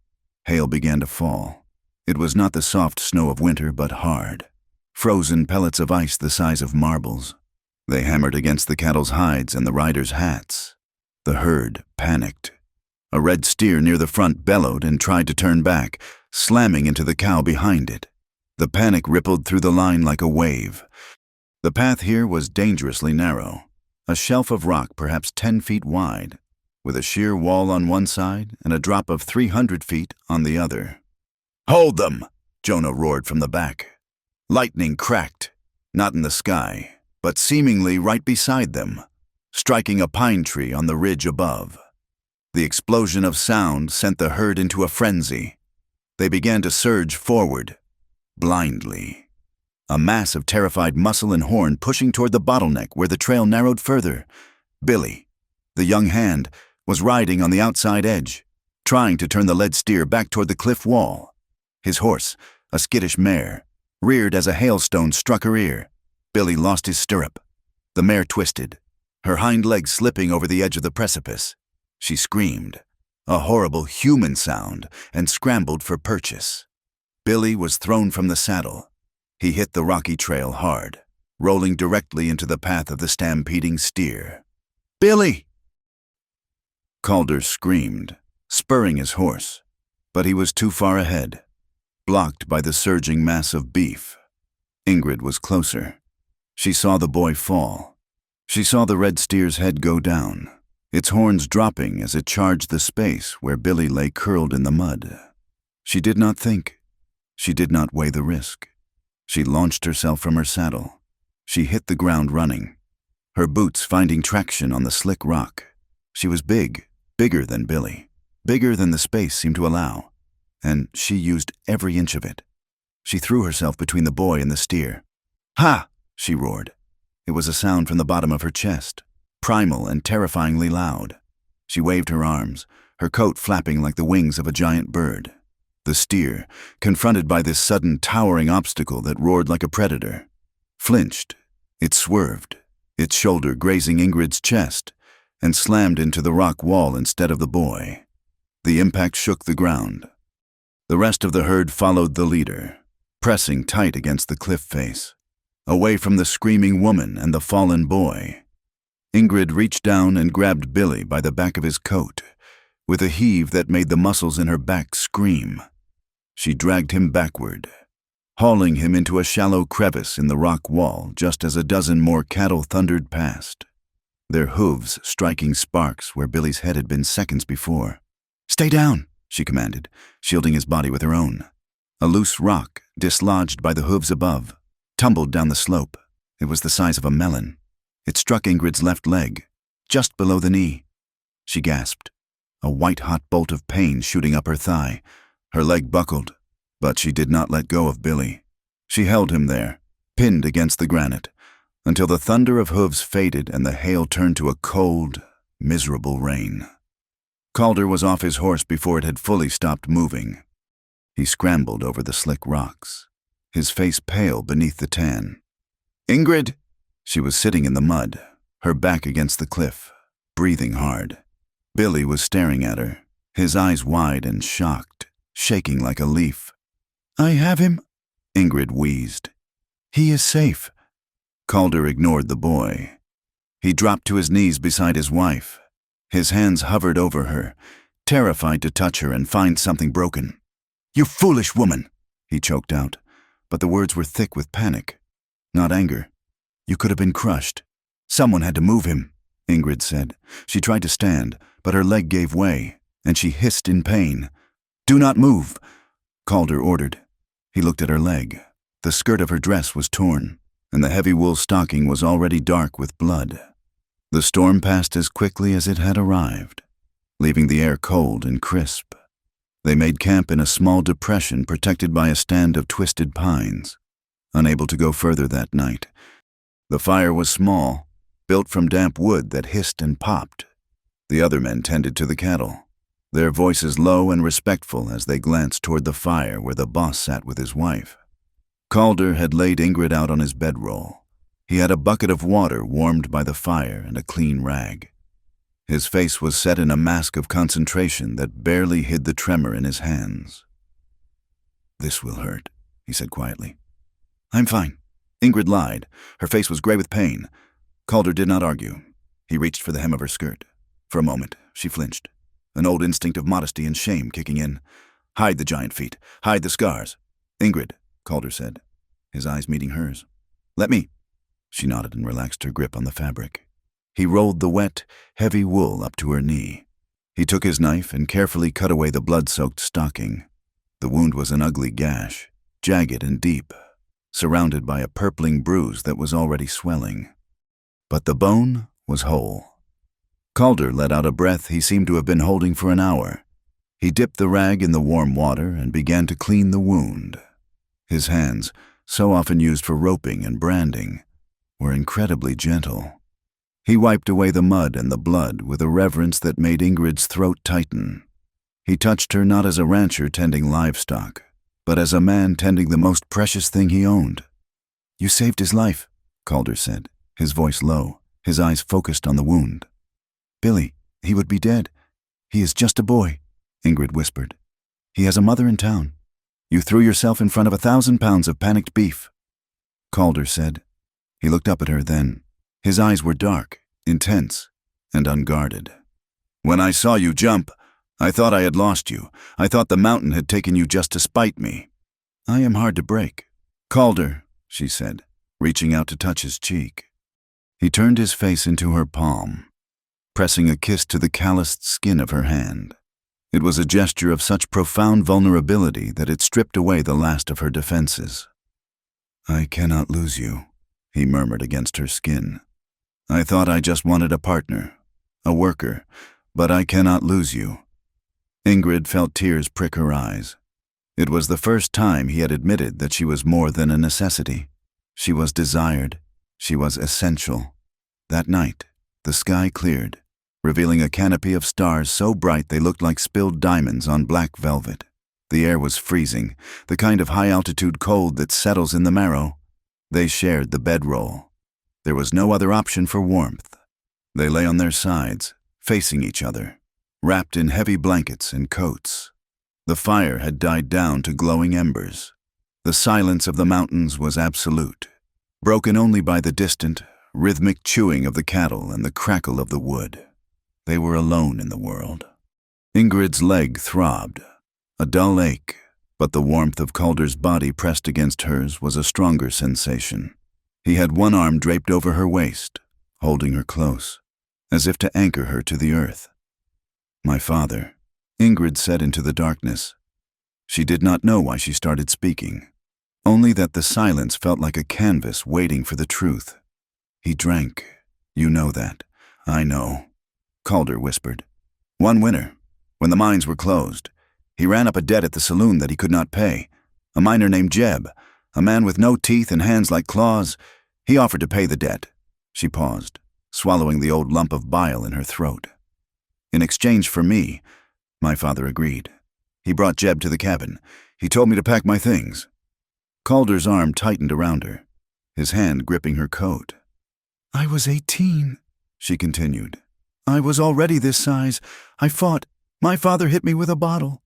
He knocked me down, but he was so drunk. He passed out before Jeb could take me. I ran into the woods. I hid in a hollow log for 2 days until the miner left town." She looked at Calder in the dim starlight. "I have always been something to be sold, or traded, or used." Calder moved his hand up to cup her face. His thumb traced the line of her jaw. "I lost Sarah because I was trying to prove I was strong." Calder confessed, his voice rough. "I was an orphan. Did you know that? I grew up in a mission school. I had nothing. When I got the land, when I got the money, I thought if I controlled everything, if I was the strongest man in the valley, nothing could hurt me." He closed his eyes. "When they died, I realized control is a lie. I built walls to keep the grief out. I thought if I never loved anything again, I would never have to feel that cold again." He opened his eyes and looked at her. "But you walked through the walls. You did not even knock. You just walked in and started fixing the furniture." Ingrid let out a wet, shaky laugh. "I am too big for walls." "You are just the right size," Calder said. He kissed her. It was soft at first, a tasting of lips, a question asked in the dark. "Are you sure?" Ingrid answered by shifting her body, wincing slightly as her leg moved, but pulling him closer. She wanted him. She wanted to erase the memory of the miner, the memory of the town's laughter, the memory of her own shame. "I am not afraid," she whispered against his mouth. "Not of you. "I will be careful," he promised, and he was. The consummation of their marriage was not a frantic grasping, but a slow, deliberate discovery. Calder unbuttoned her coat, his hands trembling not with cold but with reverence. He touched her skin as if she were made of silk, not the rough-hewn granite she felt like inside. When he saw her hesitation, the memory of the mouth comment flickering in her eyes, he paused. He kissed her eyelids, her nose, her jaw. "No expectations," he whispered, a gentle smile in his voice that healed the old wound of that misunderstanding. "Just us. Whatever you want, whatever feels good." And it did feel good. It felt like coming in from the storm. When they finally joined together, there was no pain, only a sense of profound rightness. She felt the weight of him, solid and heavy, and she rose to meet it. She was not crushed. She was the foundation that held him up. "You are enough," he whispered into her ear as the rhythm of their bodies found a shared cadence. "You are everything." Ingrid wept, silent tears of relief and joy soaking into the wool of the blanket. She was safe. She was desired. She was home. The next morning, the sun rose over the peaks in a blaze of gold. The air was crisp and smelled of pine resin. Ingrid woke to the smell of coffee. Calder was crouched by the fire, nursing the flames. When he saw her stir, he smiled, a genuine, easy smile that took 10 years off his face. "How is the leg?" he asked. "It hurts," she admitted, sitting up and rubbing her eyes. "But I can ride." "You will ride in the wagon," Calder said firmly. But there was no command in it, only care. "I need my best hand rested for the arrival." They looked at each other, and the air between them shimmered with the memory of the night. There was no awkwardness. The shame was gone, burned away by the fire and the touch. "Best hand?" she teased, arching an eyebrow. "Does that mean I get a raise?" Calder laughed. It was a sound the other men heard from where they were saddling the horses, and they exchanged startled glances. The boss never laughed.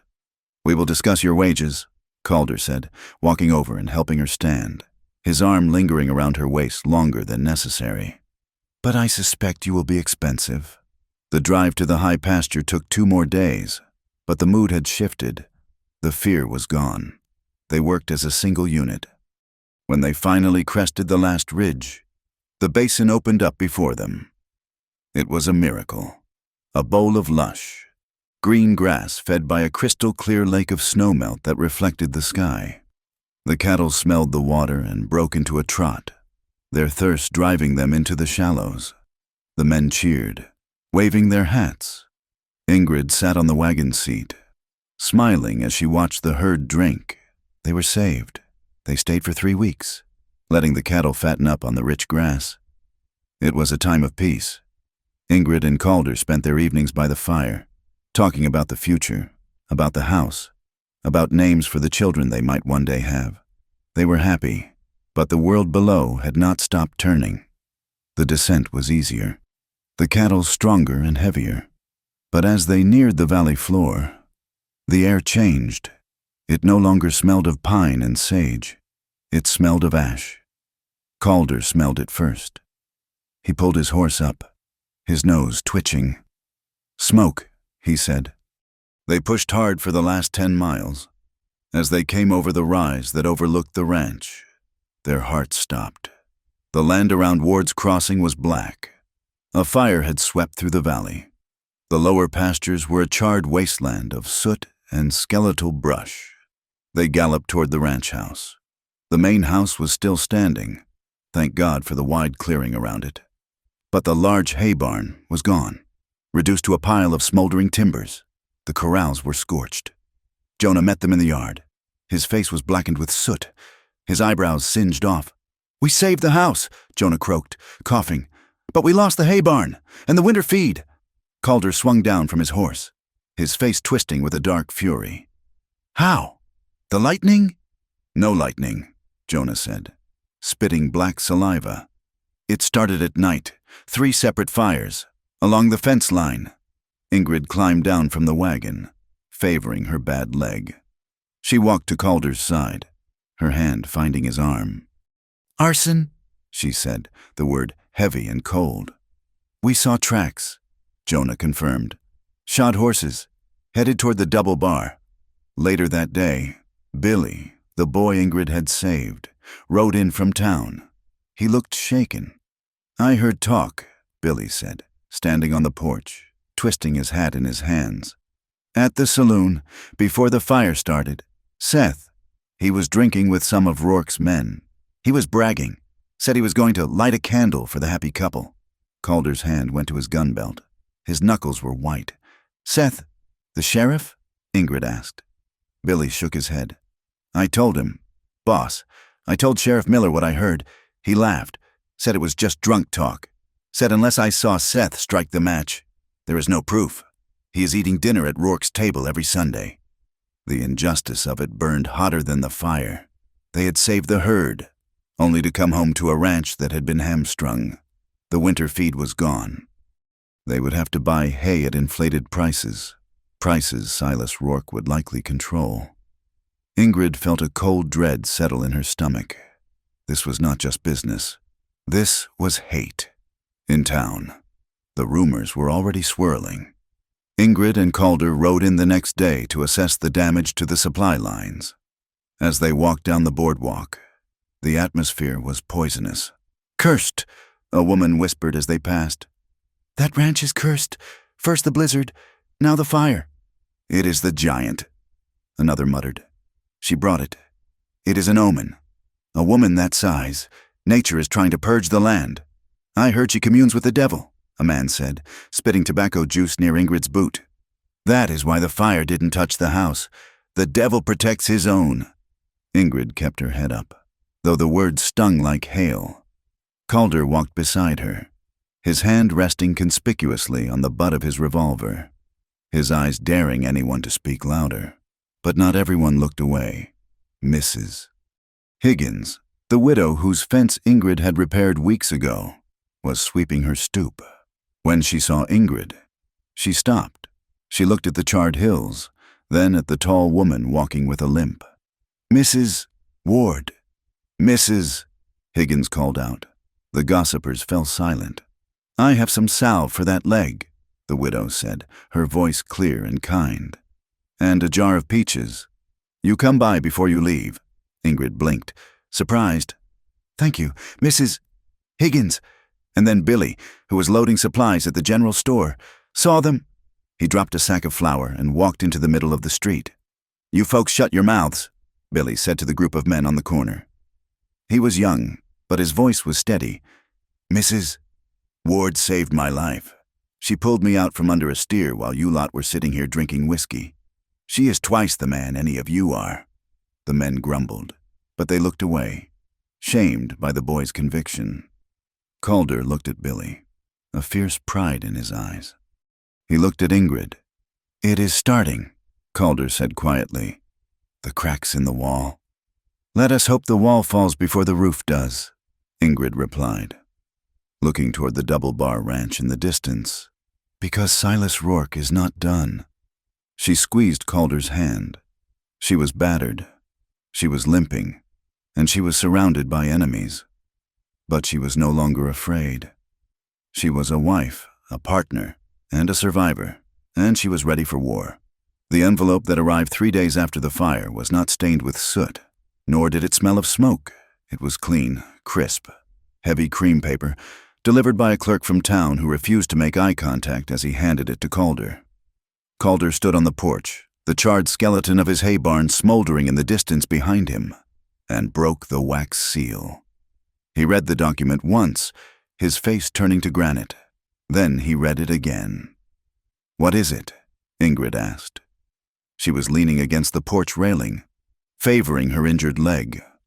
The bruise from the rock slide had turned a deep, ugly purple, but she refused to sit idle.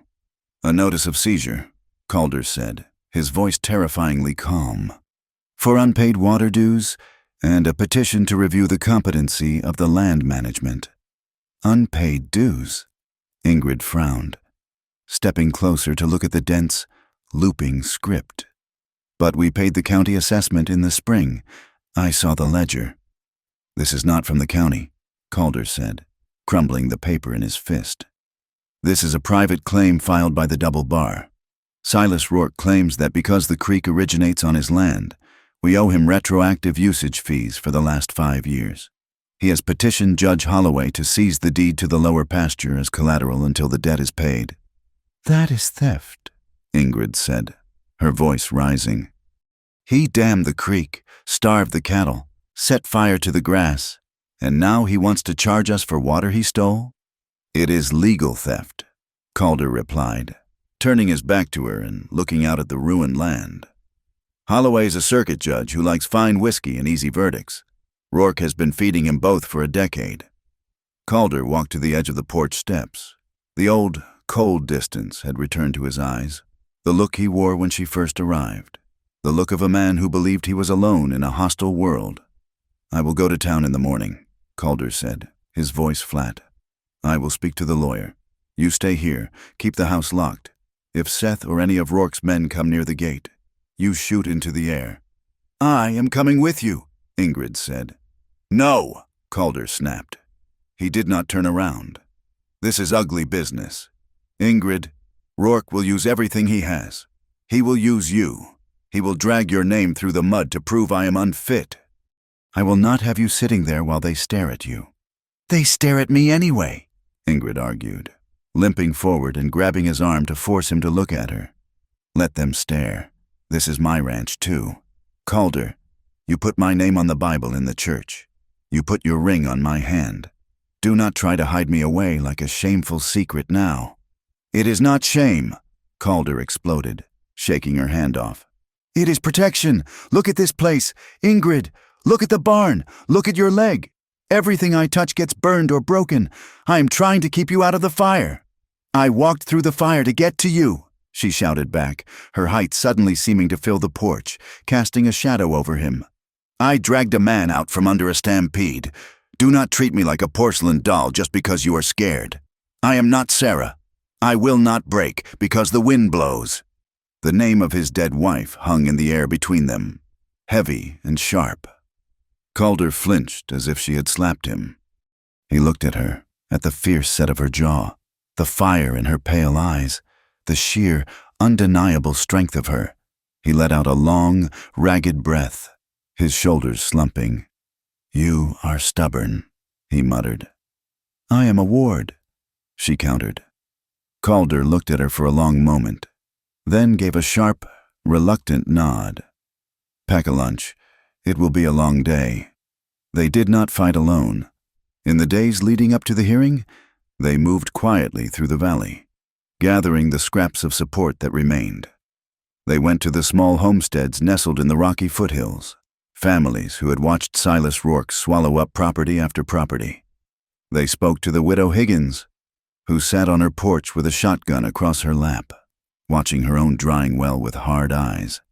He cut my access 3 weeks ago. Mrs. Higgins told them, pouring tea with shaking hands. Said it was a mistake, a broken sluice gate, but I saw his men working on the diversion. If he takes your land, Calder, he takes mine next. I will stand with you. They went to the church. Pastor Thomas was sweeping the steps when they arrived. He had been a lukewarm presence at their wedding, cowed by the town's mockery, but he had watched them over the months. He had seen them in the pew every Sunday, sitting close. He had seen the way Calder looked at Ingrid, not with the desperation of a pervert, but with the reverence of a man who had found salvation. The truth is a heavy shield to carry, the pastor said, leaning on his broom. But the Lord despises a thief. Rourke has grown fat on the suffering of his neighbors. I will speak to his character. And then there was Billy. The young hand Ingrid had saved was still limping, his arm in a sling, but his loyalty was ironclad. I saw them, Billy told Calder in the bunkhouse. The night of the fire, I was riding back from seeing my girl. I saw 3 men near the South Ridge. One of them was riding a roan with a white stocking, Seth's horse. Will you say that to a judge? Calder asked. Silas Rourke could make it very hard for you to find work in this territory ever again. Billy looked at Ingrid. He remembered the shadow of the steer, the roar of her voice, the way she had shielded his body with her own. I reckon I work for the only people worth working for, Billy said, "I will say it." But while they gathered strength in the shadows, the enemy was parading in the light. Seth had returned to Ward's Crossing. He had not left the territory as ordered. Instead, he had found a new patron. He wore new boots and drank whiskey paid for by the double bar. He held court in the saloon, his voice loud and slurred, spinning poison for anyone who would listen. "The man is unhinged," Seth would shout, leaning over the bar, "bringing that creature into a Christian home. You should see the way she looks at him. Hungry, like a wolf." He would lean in close, lowering his voice to a conspiratorial whisper that carried to the back of the room. And the demands, "Lord have mercy. She is unnatural. A man cannot satisfy a woman like that. It is against God's design.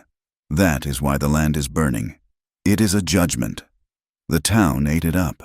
It was easier to believe in a curse than to admit that their wealthiest citizen was a criminal. On the Tuesday before the hearing, Ingrid and Calder rode into town for supplies. The atmosphere was thick with tension. Men stopped talking when they walked past. Women pulled their children closer. Calder went into the lawyer's office to file the witness list. Ingrid, refusing to hide, walked to the general store to buy flour and coffee. As she stepped out of the store, a heavy sack of flour on her shoulder, she heard laughter. It was a crude, braying sound coming from the front of the saloon. Seth was there, surrounded by 3 of Rourke's hands.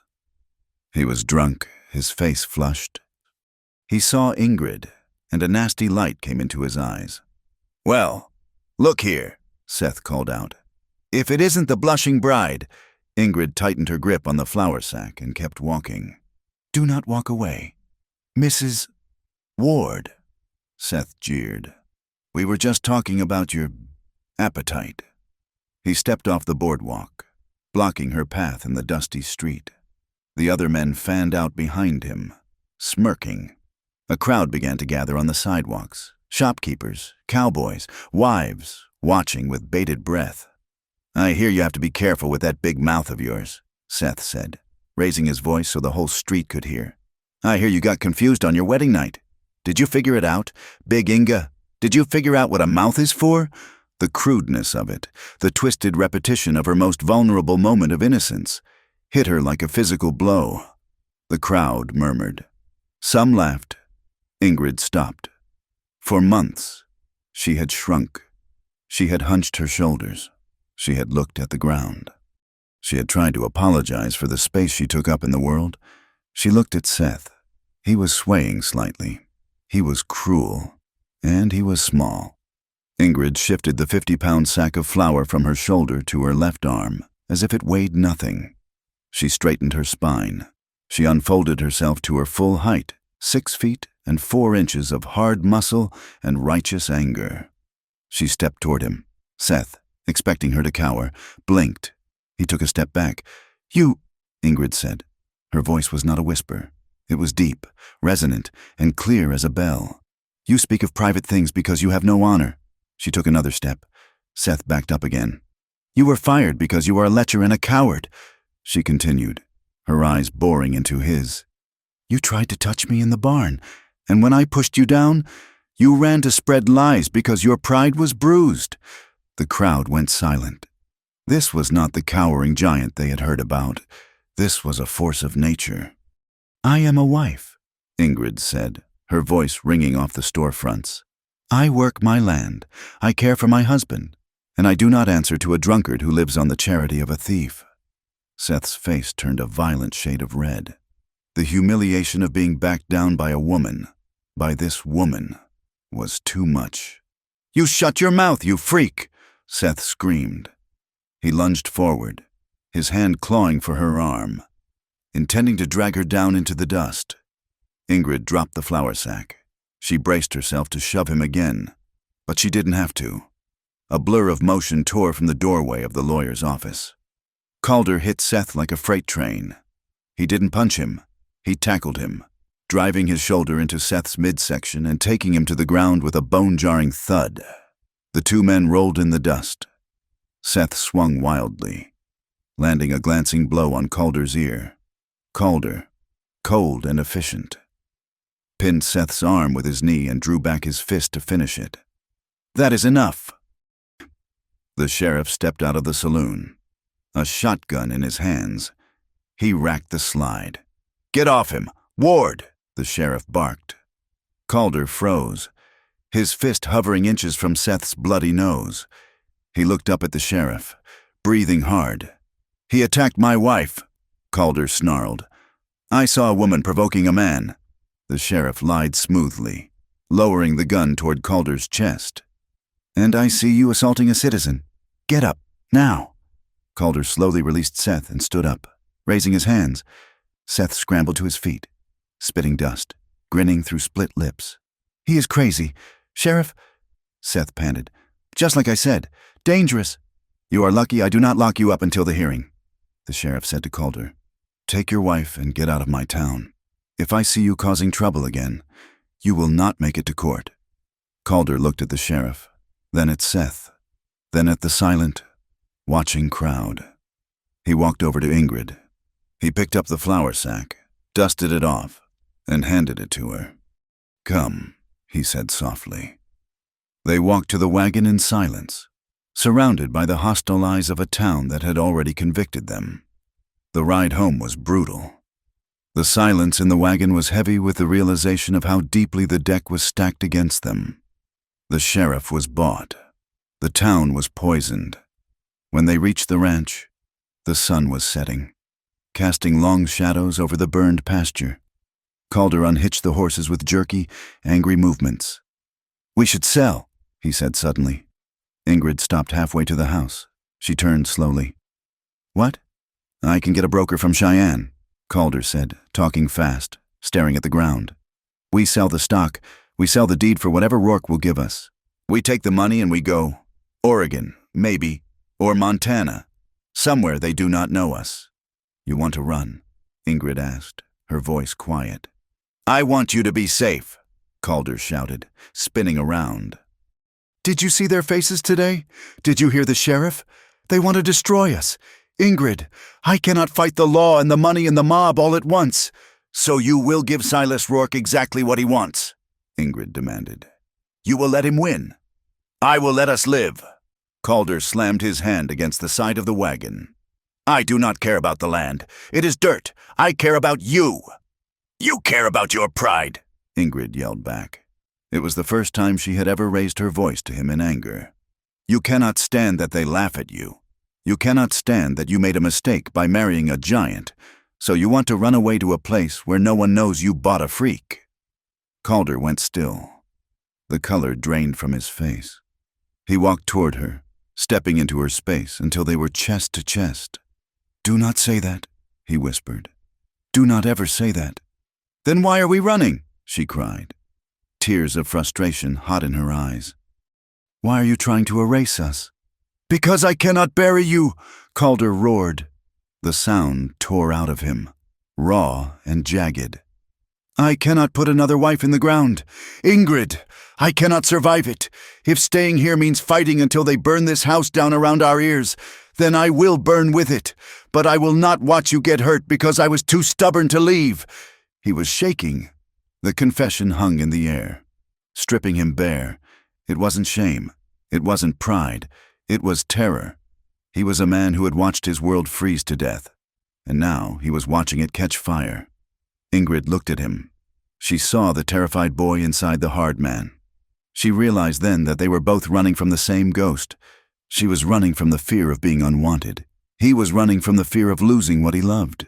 She reached out and took his face in her hands. Her large palms covered his cheeks. "You will not bury me," she said fiercely. "I am not delicate. Calder, I am not small." "I survived the mine. I survived the stampede. I will survive Silas Rourke." She leaned her forehead against his. "Do not take my home from me. This is the first place I have ever belonged. If we run, we take the fear with us. We have to stand." Calder let out a shuddering breath, his hands coming up to grip her wrists. He closed his eyes, leaning into her strength.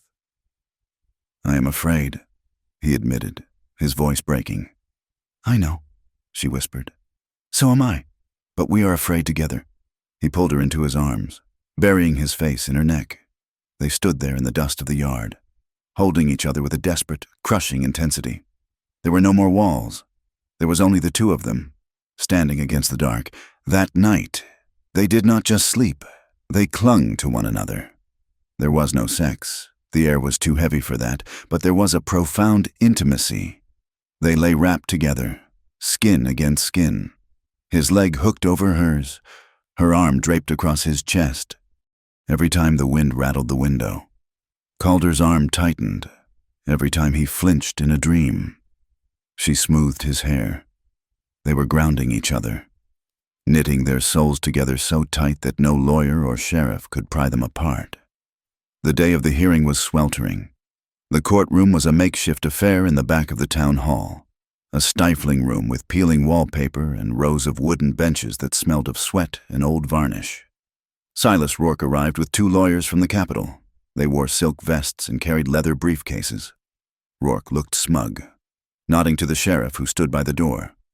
Calder and Ingrid walked in together. Calder wore his best black suit, brushed clean.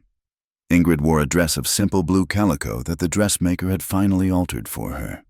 She walked with a limp, using a cane Calder had carved for her. But she held her head high. When they entered, the room went quiet. The stares were there, curious, hostile, pitying. But Ingrid looked straight ahead. She sat beside Calder at the defendant's table. Judge Holloway was a red-faced man with a shock of white hair and eyes that looked perpetually bored. He pounded his gavel. "This is a hearing regarding the petition of Rourke versus Ward." The judge droned. "Let us make this quick. It is hot." Rourke's lawyer stood up. He was a smooth talker with a voice like molasses. He painted a picture of Calder Ward as a man in decline, a reckless rancher who had mismanaged his water, defaulted on ancient agreements, and allowed his land to fall into ruin. "The fire is proof of negligence," the lawyer argued. "Mr. Ward is clearly overwhelmed. He is unfit to manage the resources that affect the entire valley." Then, the lawyer turned his eyes to Ingrid. "And let us be frank," he smirked. "Mr. Ward has been distracted. His recent marriage to a woman of unusual constitution has clearly clouded his judgment. He has brought chaos into his home, and now that chaos is spilling onto his neighbor's land."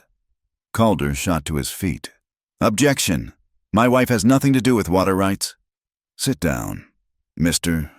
Ward." The judge sighed. "But keep your remarks relevant. Counselor."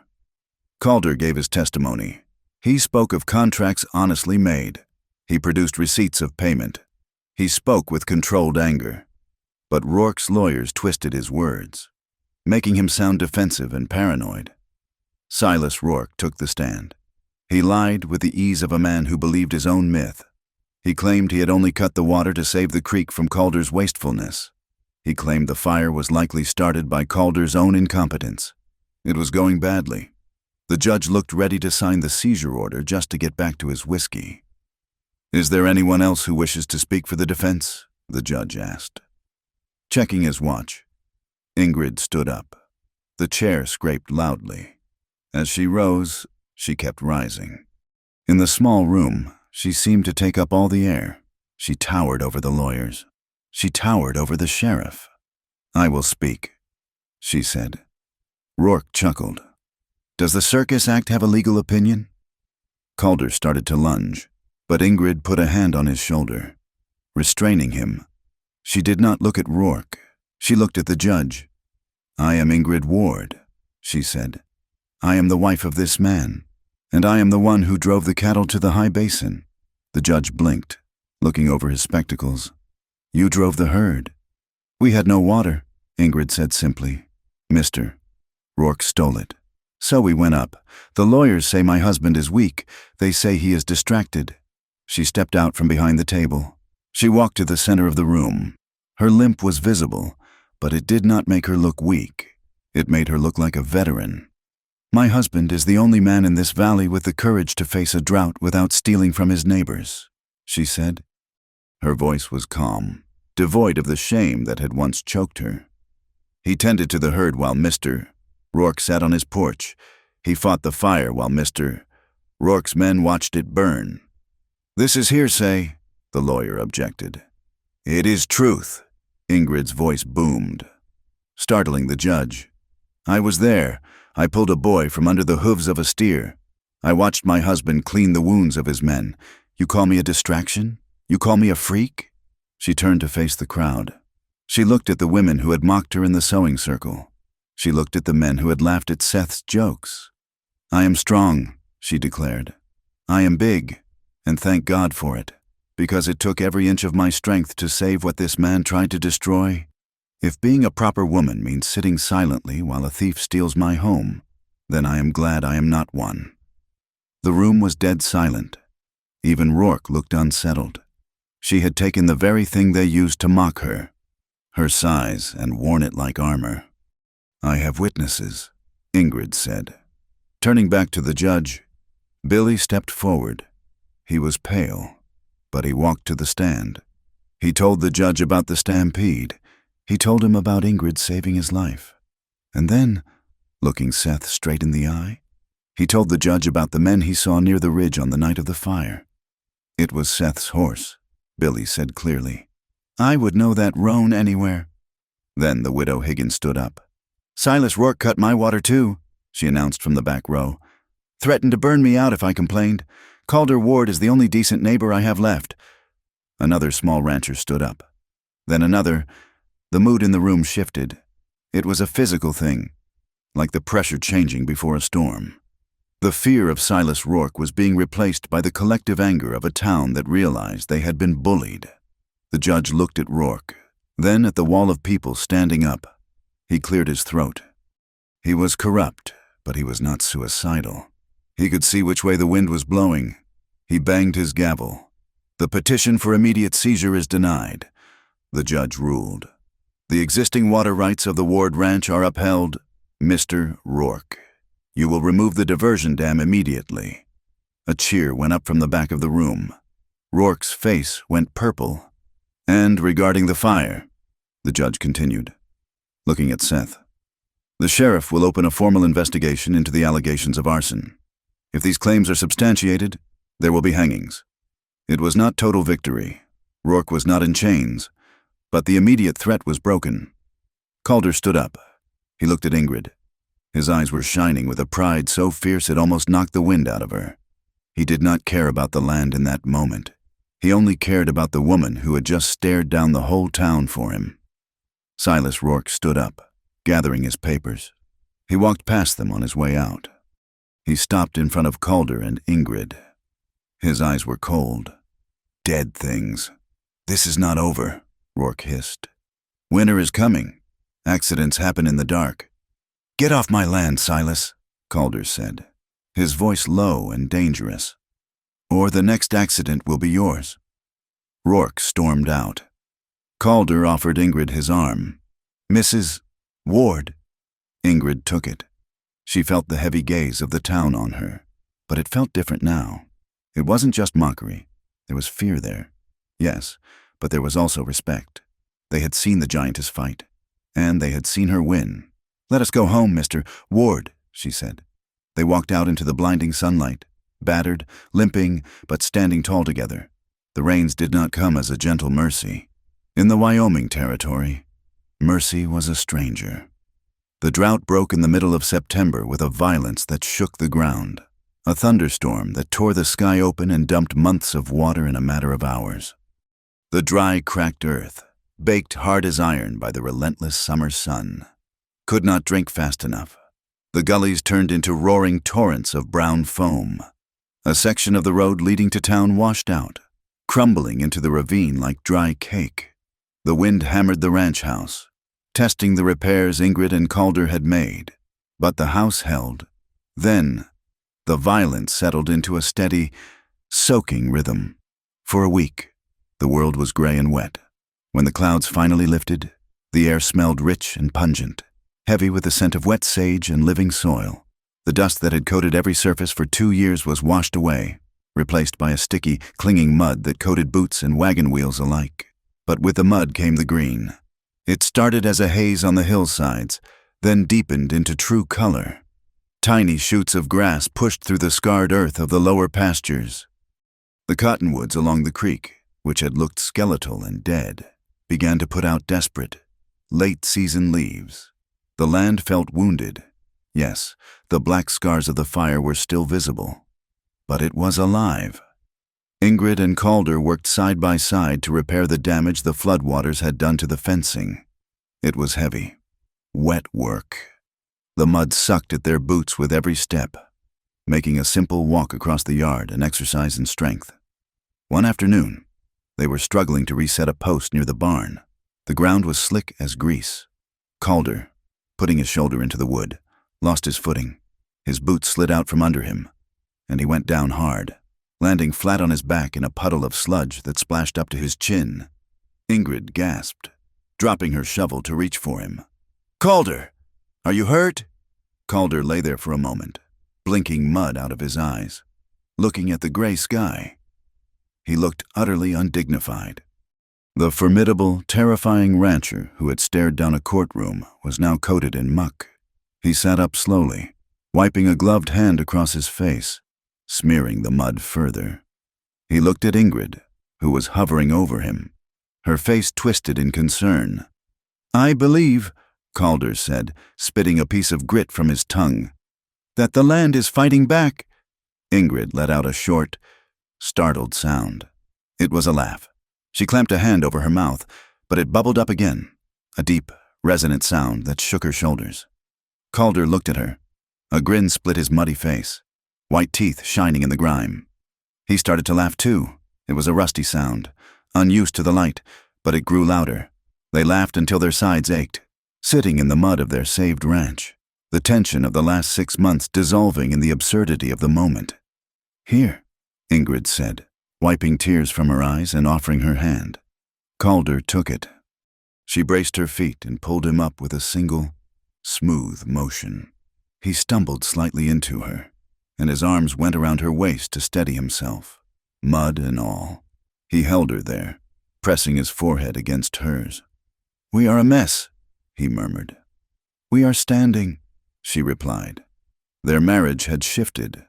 The desperate, clawing need to survive had settled into a steady, rhythmic partnership. They shared the chores without speaking, moving around each other in the kitchen and the barn with an intuitive grace. They shared decisions about the winter feed and the repair of the hay barn. And at night, they shared a bed where the desire was no longer tentative. It was deep and knowing, a language of touch that spoke of safety and belonging. The town of Ward's Crossing was changing too. It was not a sudden conversion. Prejudice was a stubborn root, but the hearing had severed the worst of it. When Ingrid walked down the boardwalk now, people did not stop and stare with open mouths. They nodded. "Morning, Mrs. Ward," the butcher would say as she passed.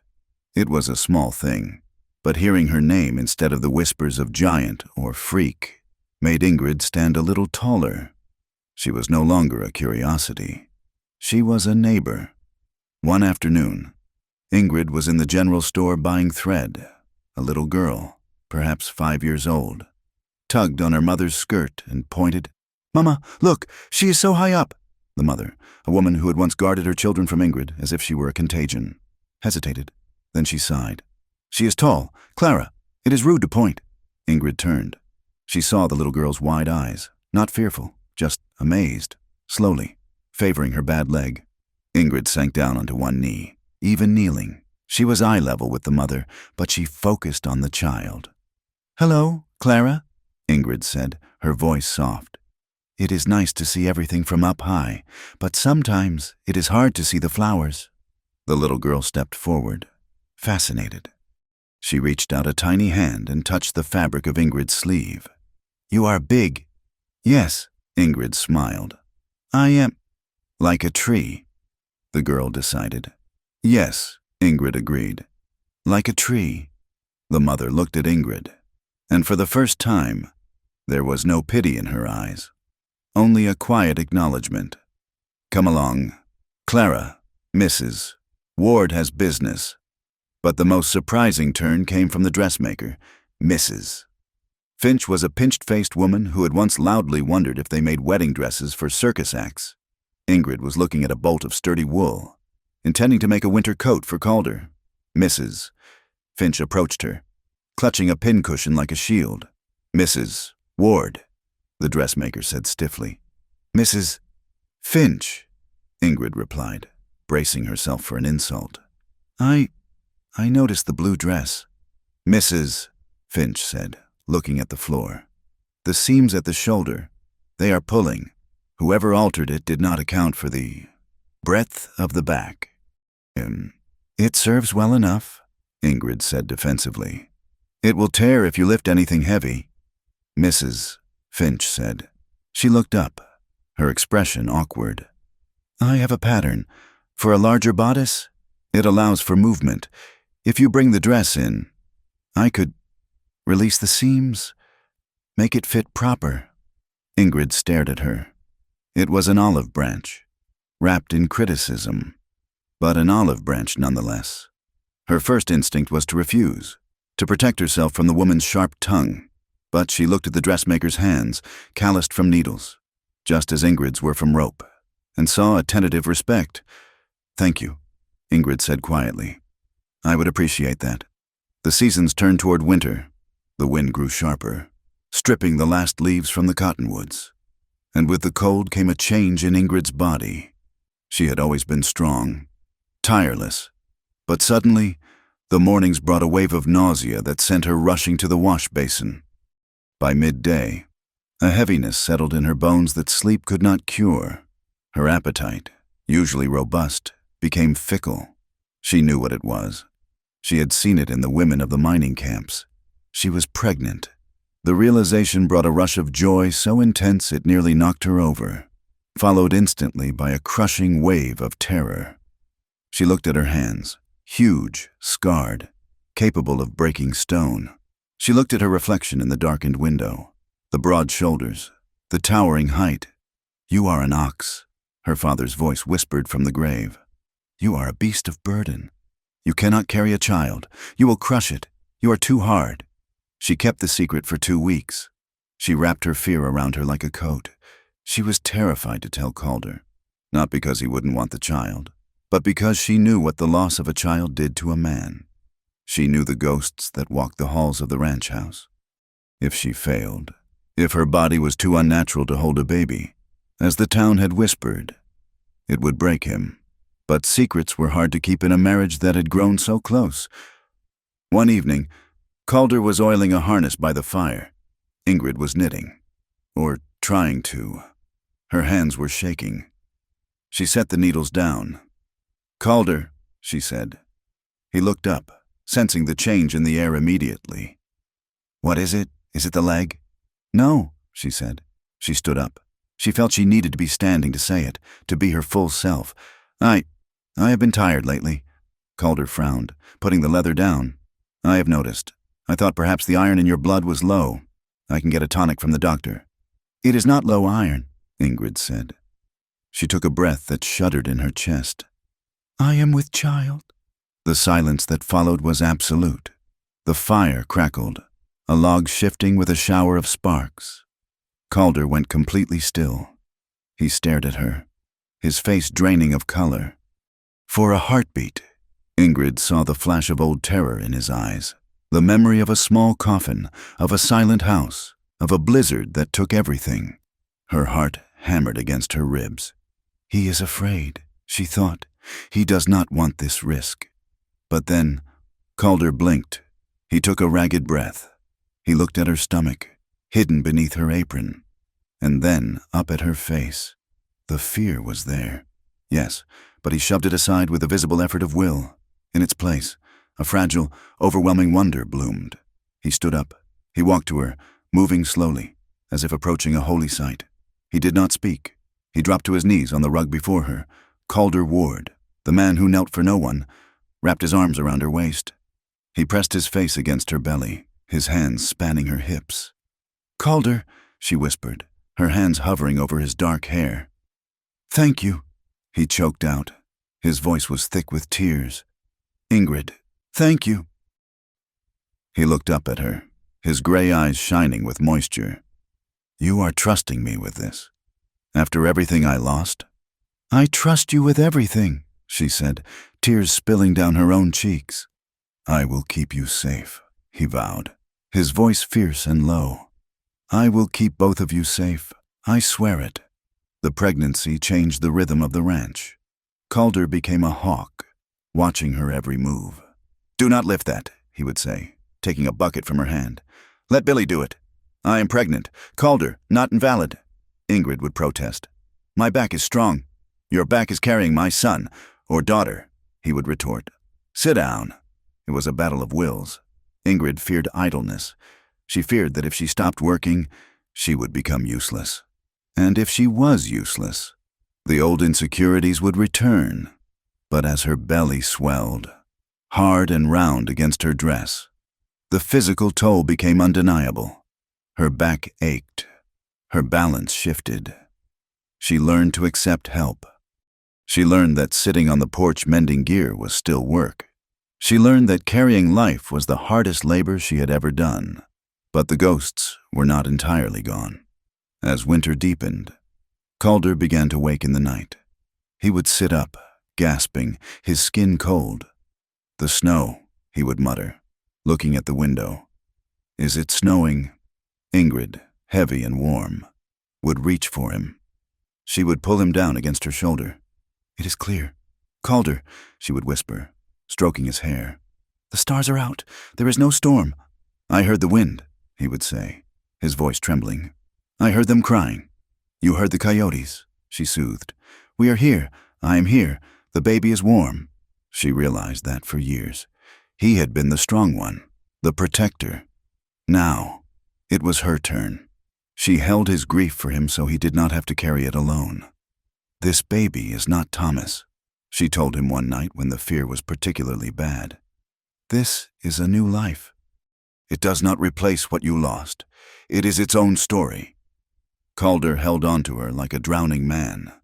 "I know," he whispered. "I know." Outside the ranch, the world turned. Silas Rourke was quiet, but he was not gone. He still controlled the bank loans. He still owned the sheriff, but his grip on the valley had loosened. Following the hearing, 3 small ranchers had formed a cooperative to dig new wells, sharing the cost and the water. They did not bow to Rourke when he threatened them. They looked to the Ward Ranch, saw it standing, and found their own spines. "He cannot burn us all out," Billy told Ingrid one day. "Bringing news from town? Folks are saying Rourke is getting old, losing his teeth." Justice was not a gavel banging in a courtroom. It was a slow erosion of fear. February came, and with it, the heavy snows. Ingrid was huge now. She felt like a ship in full sail. Her ankles were swollen, and she moved with a slow, rolling gait. A late-season storm blew in 2 weeks before her time. The sky turned white, and the wind began to howl. Panic flared in Calder's eyes. He began to pace the kitchen. "We need to bring the stock in close. We need more wood." Ingrid sat in the rocking chair by the stove. She felt the first tightenings in her back. Not labor, not yet, but the warning shots. "Calder," she said. Her voice was calm, cutting through his anxiety. He stopped pacing. "We have wood," she said. "The barn is secure. Billy and Jonah are with the herd. We are ready." She stood up, holding her back. She walked to the window and looked out at the swirling white. She was a silhouette of immense strength against the storm. "It is just weather," she said. "It cannot touch us inside." Calder looked at her, this giant, calm woman who filled his house and his heart. He exhaled. The panic receded. "Just weather," he repeated. The storm raged for 2 days, burying the ranch in drifts, but the fire stayed lit. When the wind finally died, the world was silent and brilliant white. The sun rose on a morning so cold and clear it felt like the earth had been scrubbed clean. Ingrid stepped out onto the porch to breathe the air. A sharp pain wrapped around her midsection. Squeezing tight, she gasped, grabbing the railing. It let go. Then, 10 minutes later, it came back harder. "Calder!" she called out. He was there in seconds. He saw her face, the focus in her eyes. "It is time," she said.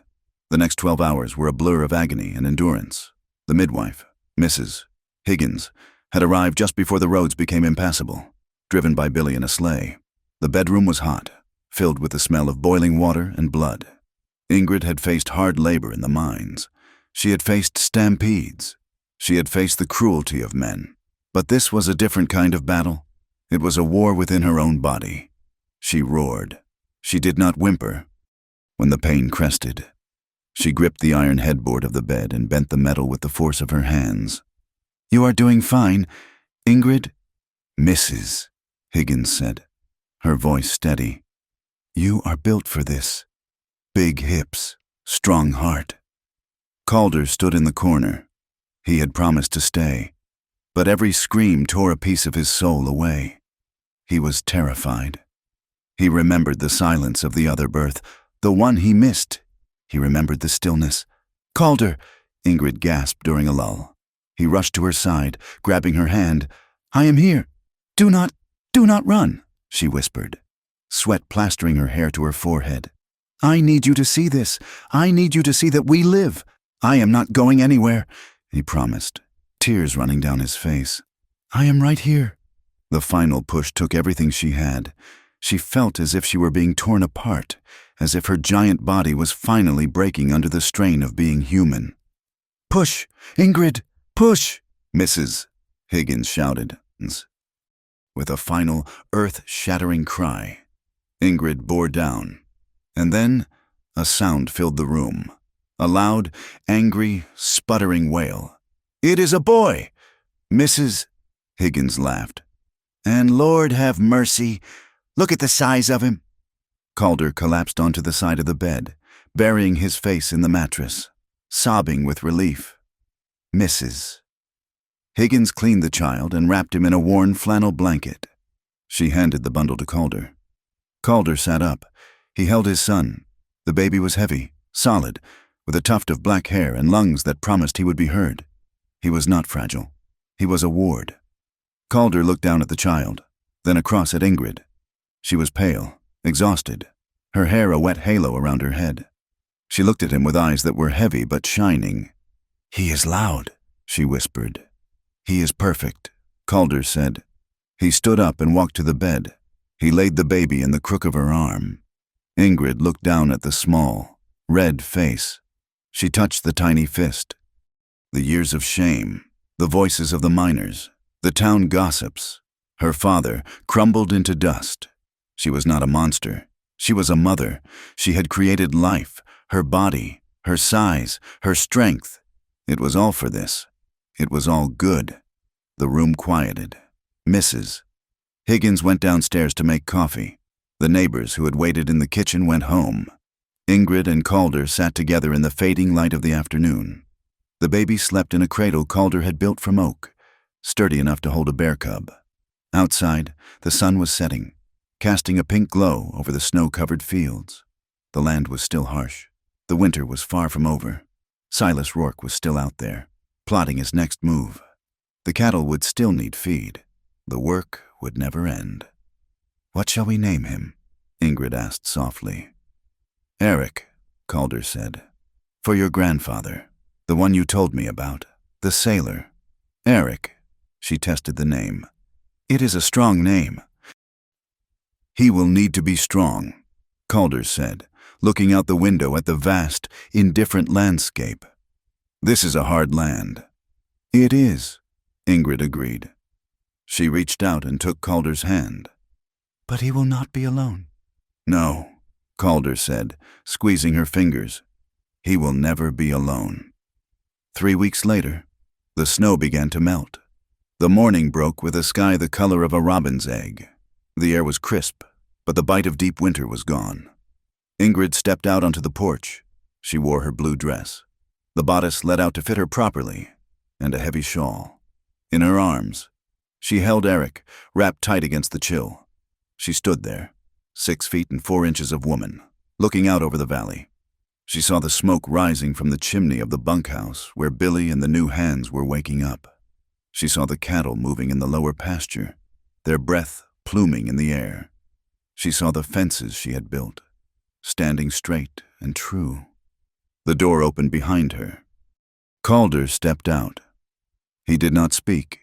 He simply walked up behind her and wrapped his arms around her waist, resting his chin on her shoulder. His hand came up to rest warm and heavy on the baby's back. They stood there together, a mountain of a family. Once.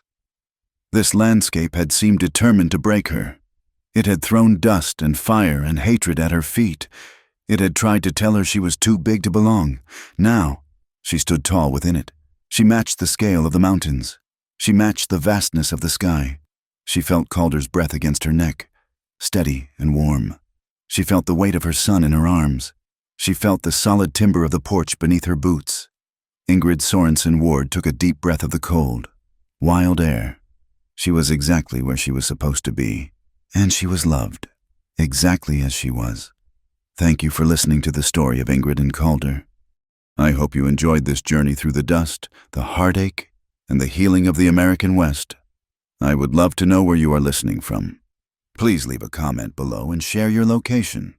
If you enjoyed this story, please consider subscribing to From Wild West for more tales of resilience and romance on the frontier.